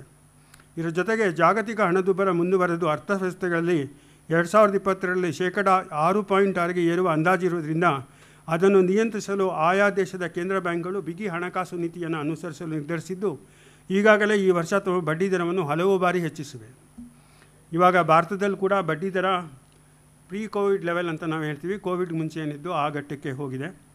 ಹಣಕಾಸಿನ ಪೂರೈಕೆಯನ್ನು ಕಡಿತಗೊಳಿಸಲು ಹಲವು ಕ್ರಮಗಳನ್ನು ಕೈಗೊಂಡಿವೆ. ಇವುಗಳ ಫಲವಾಗಿ ವಿನಿಯೋಜನೆ ಕಡಿಮೆಯಾಗಿ ಅದು ಹೆಚ್ಚಿನ ನಿರುದ್ಯೋಗದಲ್ಲಿ ಪರ್ಯಾವಸಾನವಾಗಿ ವಸ್ತುಗಳ ಬೇಡಿಕೆಯನ್ನು ಕುಗ್ಗಿಸುವ ಸಾಧ್ಯತೆಯನ್ನು ಅಲ್ಲಗಳೆಯುವಂತಿಲ್ಲ. ಇದು ಎಕನಾಮಿಕ್ ಸೈಕಲಲ್ಲಿ ಆಗೋದೆ. ಬೆಲೆ ಜಾಸ್ತಿ ಆಯಿತು ಅಂತಂದರೆ ಬೇಡಿಕೆ ಕಮ್ಮಿ ಆಗುತ್ತೆ, ಬೇಡಿಕೆ ಕಮ್ಮಿ ಆದರೆ ಉತ್ಪಾದನೆ ಕಮ್ಮಿ ಆಗುತ್ತೆ, ಉತ್ಪಾದನೆ ಕಮ್ಮಿ ಆದರೆ ಉದ್ಯೋಗ ಕಮ್ಮಿ ಆಗುತ್ತೆ, ಉದ್ಯೋಗ ಕಮ್ಮಿ ಆದರೆ ಆದಾಯ ಕಮ್ಮಿ ಆಗುತ್ತೆ. ಇದು ಸೈಕಲಲ್ಲಿ. ಹಾಗಾಗಿ ಜಾಗತಿಕ ಆರ್ಥಿಕ ಮುನ್ನೋಟಕ್ಕೆ ಅಂತಾರಾಷ್ಟ್ರೀಯ ಹಣಕಾಸು ನಿಧಿ ಮಬ್ಬು ಮತ್ತು ಹೆಚ್ಚು ಅನಿಶ್ಚಿತ, ಗ್ಲೂಮಿ ಆ್ಯಂಡ್ ಅನ್ಸರ್ಟನ್ ಅಂತ ಕರೆದಿದೆ ಮೊನ್ನೆ ಜುಲೈನಲ್ಲಿ. ಕರುಣಾಳು ಬಾ ಬೆಳಕೆ, ಮೊಸಕಿದಿ ಮಬ್ಬಿನಲ್ಲಿ ಕೈ ಹಿಡಿದು ನಡೆಸೆನನು ಎಂದು ಪ್ರಾರ್ಥಿಸುತ್ತಾ ಜಗತ್ತಿನ ಜನ ದ್ವೇಷ ಮತ್ಸರಗಳನ್ನು ತೊರೆದು ಆದಷ್ಟು ಬೇಗ ಶಾಂತಿ ನೆಲೆಸಿ ಜಗತ್ತಿನ ಜನತೆ ಸಹಕಾರದಿಂದ ಬಾಳುವಂತಾಗಲಿ. ಆತ್ಮೀಯರೇ, ಇಷ್ಟು ಹೊತ್ತು ತಾಳ್ಮೆಯಿಂದ ನನ್ನ ಅನಿಸಿಕೆಗಳನ್ನು ಕೇಳಿಸಿಕೊಂಡ ತಮಗೆ ಅನಂತ ಧನ್ಯವಾದಗಳು. ಈ ಅವಕಾಶ ಒದಗಿಸಿದ ಈ ದತ್ತಿ ಉಪನ್ಯಾಸದ ಪ್ರಾಯೋಜಕರಾದ ಸಮನ್ವಯ ಸಮಿತಿ, ಭಾರತೀಯ ಸ್ಟೇಟ್ ಬ್ಯಾಂಕ್ ಕನ್ನಡ ಸಂಘಗಳು ಅವರಿಗೂ, ಕಾರ್ಯಕ್ರಮವನ್ನು ಆಯೋಜಿಸಿದ ಗೋಖಲೆ ಸಾರ್ವಜನಿಕ ವಿಚಾರ ಸಂಸ್ಥೆ ಮತ್ತು ಅದರ ಪದಾಧಿಕಾರಿಗಳು ನನ್ನ ಕೃತಜ್ಞತೆಗಳನ್ನು ಸಮರ್ಪಿಸುತ್ತೇನೆ. ಈ ಉಪನ್ಯಾಸವನ್ನು ರೂಪಿಸುವಲ್ಲಿ ಗೆಳೆಯ ಗಣಕ ಪರಿಷತ್ತಿನ ಕಾರ್ಯದರ್ಶಿ ನರಸಿಂಹಮೂರ್ತಿಯವರು, ಗೆಳೆಯ BS ಚಂದ್ರಶೇಖರ್ ಅವರು, ರವೀಂದ್ರ ಅವರು, ಶೃಂಗೇಶ್ವರ್ ಶರ್ಮಾ ಅವರು ನನ್ನೊಡನೆ ಹಲವು ಸಮಯವನ್ನು, ಅಮೂಲ್ಯವಾದ ಸಮಯವನ್ನು ಕಳೆದಿದ್ದಾರೆ. ಅವರಿಗೂ ನನ್ನ ಧನ್ಯವಾದಗಳು. ಇದರ ನಿಮ್ಮ ಕೈಗೆ ಸೇರಿದೆಯಲ್ಲ ಸಣ್ಣ ಕಿರುಹೊತ್ತಿಗೆ ಅದನ್ನು ರೂಪಿಸಿಕೊಟ್ಟವರು ಗುರುರಾಜ್ ಶಾಸ್ತ್ರಿಯವರು. ಅವರಿಗೂ ನನ್ನ ವಂದನೆಗಳು. ನಮಸ್ಕಾರ.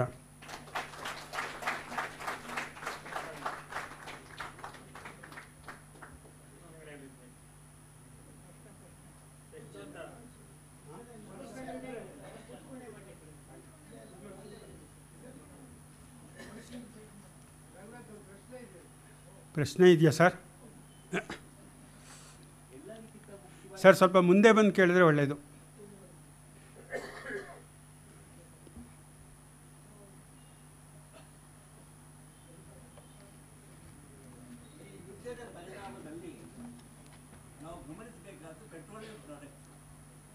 ಹಾಂ,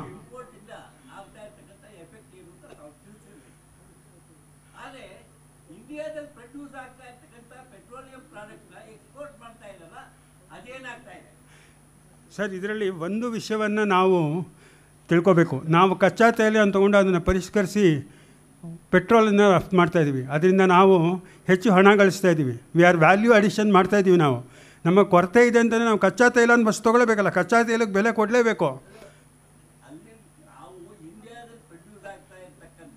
ಸರ್ ಪ್ರೊಡ್ಯೂಸ್ ಅಲ್ಲ, ಇದರಲ್ಲಿ ನಾವು ತಿಳ್ಕೊಬೇಕಾದೇನೆಂದರೆ ನಮ್ಮ ಒಟ್ಟು ಬೇಡಿಕೆ ಏನಿದೆ ಅದರ 20% ಮಾತ್ರ ನಮಗೆ ನಮ್ಮ ತೈಲದ ಅನಿಲ ಭಾವಗಳಿಂದ ಸಿಗೋದು. ಇನ್ನು 80% ನಾವು ಬೇರೆ ಕಡೆಯಿಂದ ತಂದು ಅದನ್ನು ಪರಿಷ್ಕರಿಸಿ ನಮಗೇನು ಬೇಕೋ ಅಷ್ಟನ್ನು ಉಳಿಸ್ಕೊಂಡು ಉಳಿದಿದ್ದನ್ನು ನಾವು ಬೇರೆ ಯಾರು ಪರಿಷ್ಕರಣಾಗಾರ ಇಲ್ಲದೇ ಇರೋವಂಥ ಇದಕ್ಕೆ ಕಚ್ಚಾ ತೈಲದ ಬದಲು ನಾವು ಪೆಟ್ರೋಲಿಯಮ್ಮು, ಇದನ್ನು ಯಾವುದು ಪೆಟ್ರೋಲು, ಡೀಸಲ್ಲು, ಬೇರೆ ಎಲ್ಲನೂ ಕೊಡ್ತಾಯಿದ್ದೀವಿ. ಹಾಗಾಗಿ ನಾವೇನು ಮಾಡ್ತೀವಿ, ಕಚ್ಚಾ ತೈಲ ನಾವು $100 ತೊಗೊಂಡ್ರೆ ನಾವು ಇದನ್ನು ಕಳಿಸೋದನ್ನು ನಾವು $200 ಕಳಿಸ್ತಾಯಿದ್ದೀವಿ. ಹಾಗಾಗಿ ನಮಗೆ ಉದ್ಯೋಗ ಸಿಗ್ತಾಯಿದೆ, ಲಾಭ ಸಿಗ್ತಾಯಿದೆ. ಇವಾಗ ನಾವು ಹೇಗೆ, ಇವಾಗ ನಾವು ನಾವು ಆಭರಣಗಳನ್ನು ನಾವು ರಫ್ತು ಮಾಡೋಕ್ಕೆ ಏನು ಮಾಡ್ತೀವಿ, ಚಿನ್ನ ನಮ್ಮಲ್ಲಿ ಸಿಗಲ್ಲ. ನಾವು ಚಿನ್ನ ಬೇರೆ ಕಡೆಯಿಂದ ತೊಗೊಂಬರ್ತೀವಿ, ದಕ್ಷಿಣ ಆಫ್ರಿಕಾದಿಂದ. ಅದನ್ನು ಆಭರಣಗಳಾಗಿ ಪರಿವರ್ತಿಸಿ ಹೆಚ್ಚಿನ ಬೆಲೆ ಕಳಿಸ್ತೀವಿ.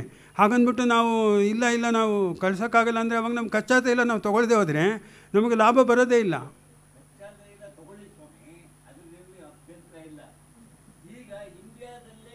ಸರ್ ಕೊರತೆ ಇಲ್ಲ ನಮ್ಮಲ್ಲಿ ಕೊರತೆ ಇರೋದು ದುಡ್ಡಿಂದು, ಡಾಲರ್ ಕೊರತೆ ಇರೋದು. ಆ ಪರಿಷ್ಕರಣೆಗೆ ನಮ್ಮ ಹತ್ರ ಇದೆ. ಕಚ್ಚಾ ತೈಲ ನಾವು ಬಂದರೆ ಎಷ್ಟು ಬೇಕಾದ್ರೂ ಪರಿಷ್ಕರಣೆ ಮಾಡ್ತೀವಿ.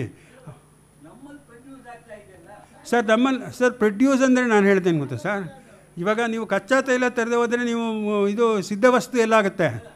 ಇವಾಗ ಹೆಂಗಾಗುತ್ತೆ ಅಂದರೆ ಇವಾಗ ನನಗೆ ಹತ್ತಿ ಇಲ್ಲದವರು ನನ್ನ ಬಟ್ಟೆ ಹೆಂಗೆ ಮಾಡೋದು? ಇವಾಗ ನಾನು ಹತ್ತಿ ನನ್ನ ಹತ್ರ ಇಲ್ಲದೆ ಇದ್ದರೆ ನಾನು ಹತ್ತಿ ತರಿಸ್ಕೊಡ್ತೀನಿ, ಅದನ್ನು ಬಟ್ಟೆಯಾಗಿ ಮಾಡಿ ನಾನು ಬಟ್ಟೆ ಮಾರ್ತೀನಿ. ಆಗ್ಬಿಟ್ಟು ಎಲ್ಲ ಬಟ್ಟೆನೂ ನಾನೇ ಉಪಯೋಗಿಸ್ತೀನಿ ಅಂತಂದರೆ ನನಗೆ ಇದೆಲ್ಲ ಆಗುತ್ತೆ.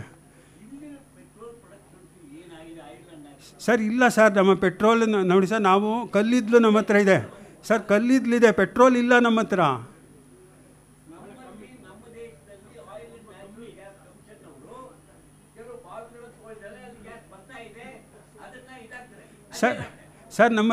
ಸರ್ ಅದನ್ನು ನಾವು ಉಪಯೋಗಿಸ್ತಾ ಇದ್ದೀವಿ. ಇವಾಗ gas authority of India limited ಇವಾಗ ಕೊಡ್ತಾ ಇದೆಯಲ್ಲ, ONGC ಕೊಡ್ತಾ ಇದೆಯಲ್ಲ, ಅದನ್ನು ನಾವು ಕೊಡ್ತಾ ಇದ್ದೀವಿ. ಅದು ನಮಗೆ ಸಾಲದು.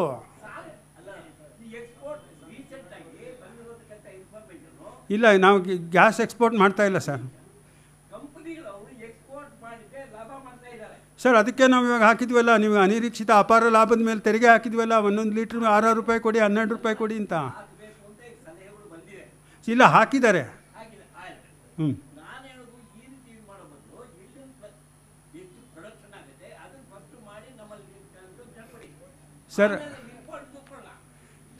ಸರ್ ಇವಾಗ ಏನಾಗುತ್ತೆ, ನಾನು ಕಚ್ಚಾ ತೈಲ ಅಂತ ತರಿಸ್ಕೊಳ್ಳಬೇಕಲ್ಲ ಸರ್.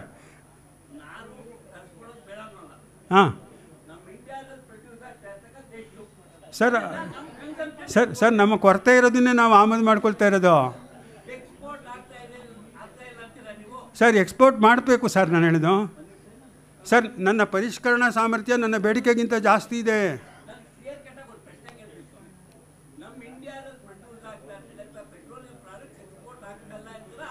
ಆಗ್ತಾ ಇದೆ ಸರ್.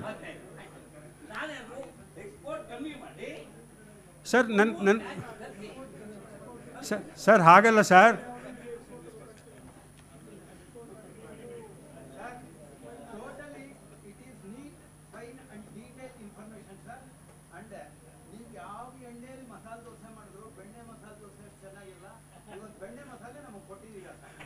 Thank you sir.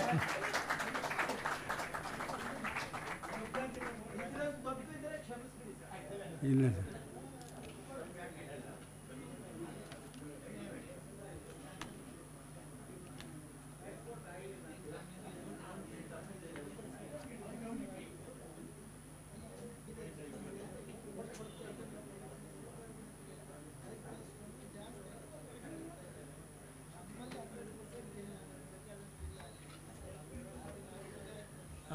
ಎಲ್ಲರಿಗೂ ನಮಸ್ಕಾರ. ಇವತ್ತಿನ ಉಪನ್ಯಾಸದ ಪುಸ್ತಕ ಇದೆ, ಆಮೆಯಿಂದ ಕೊಡ್ತಾರೆ ಎಲ್ಲರೂ, ಆಮೇಲೆ ತೊಗೋಬೋದು ಎಲ್ಲರೂ ಅದ್ರದ್ದು. ಇವತ್ತಿನ ಉಪನ್ಯಾಸದ ಕೇಂದ್ರ ಬಿಂದು ಶ್ರೀ ಟಿ ಕೆ ರಂಗನಾಥ್ ಅವರು ಎಲ್ಲಿಂದ ಎಲ್ಲಿ ತನಕ ಕವರ್ ಮಾಡಿದ್ದಾರೆ ಅಂದರೆ, ವಿಷಯ 2ನೇ ಮಹಾಯುದ್ಧ ಆದಮೇಲೆ ನೇಟೋ ಪ್ರಾರಂಭವಾಗಿದ್ದರಿಂದ ನಿನ್ನೆ ನೇಟೋ 2 ದೇಶಗಳನ್ನು ಸೇರಿಸ್ಕೊಂಡಿದೆ. ಅಲ್ಲಿ ತನಕ ಅಂದರೆ ಅಷ್ಟು ವಿಸ್ತಾರವಾಗಿತ್ತು ಇವತ್ತಿನ ಅವರ ಉಪನ್ಯಾಸ. ಈ ರೀತಿ ನಮ್ಮ ಯಾವುದು ಈ ಸಮನ್ವಯ ಸಮಿತಿ ಭಾರತೀಯ ಸ್ಟೇಟ್ ಬ್ಯಾಂಕ್ ಕನ್ನಡ ಸಂಘಗಳು ಈ ಸ್ಥಾಪಿಸಿರುವಂಥ HSK ಕೃಷ್ಣಸ್ವಾಮಿ ಅಯ್ಯಂಗಾರ್ ಸ್ಮಾರಕ ದತ್ತಿ ಉಪನ್ಯಾಸ ಇದನ್ನು ಕೊಟ್ಟಂತಹ ಶ್ರೀ ಟಿ ಕೆ ರಂಗನಾಥ್ ಅವರಿಗೆ ನಾನು ವಂದನೆಗಳನ್ನು ತಿಳಿಸ್ತೀನಿ. ಶ್ರೀ ಬೆಂಶ್ರೀ ರವೀಂದ್ರ ಅವರು ಬಂದು ಗೌರವ ಸಮರ್ಪಣೆ ಮಾಡಬೇಕು ಅಂತ ಕೇಳ್ಕೊಳ್ತೀನಿ.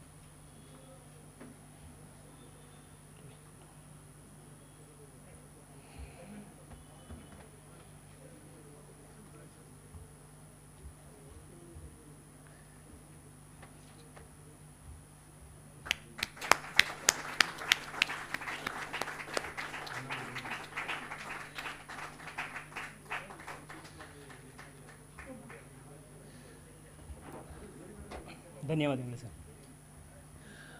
ಕಳೆದ 4 ವರ್ಷದಿಂದ ಈ ದತ್ತಿ ಉಪನ್ಯಾಸಕ್ಕೆ ನಮಗೆ ಸಹಾಯ ಮಾಡ್ತಾ ಇರುವಂತಹ ಗೋಖಲೆ ಸಾರ್ವಜನಿಕ ವಿಚಾರ ಸಂಸ್ಥೆ ಈ ಹಾಲ್ ಕೊಟ್ಟು ಇದನ್ನು ನಡೆಸ್ಕೊಂಡು ಬರ್ತಾ ಇರುವಂಥ ಈ ಸಂಸ್ಥೆ ಕೂಡ ನಾವು ಧನ್ಯವಾದಗಳನ್ನು ತಿಳಿಸ್ತೀನಿ. ಇನ್ನು ಇವತ್ತಿನ ಕಾರ್ಯಕ್ರಮಕ್ಕೆ ಬಂದು ಕಡೆ ತನಕ ಸಂಯಮದಿಂದ ಕುಳಿತುಕೊಂಡು ಎಲ್ಲ ವಿಚಾರಗಳನ್ನು ತಿಳ್ಕೊಂಡಿದ್ದೀರಾ ನೀವೆಲ್ಲ. ನಿಮಗೂ ಕೂಡ ಎಲ್ಲರಿಗೂ ಧನ್ಯವಾದಗಳನ್ನು ತಿಳಿಸ್ತಾ ನನ್ನ ವಂದನಾರ್ಪಣೆಗಳನ್ನು ಮುಗಿಸ್ತಾ ಇದ್ದೀನಿ. ನಮಸ್ಕಾರ.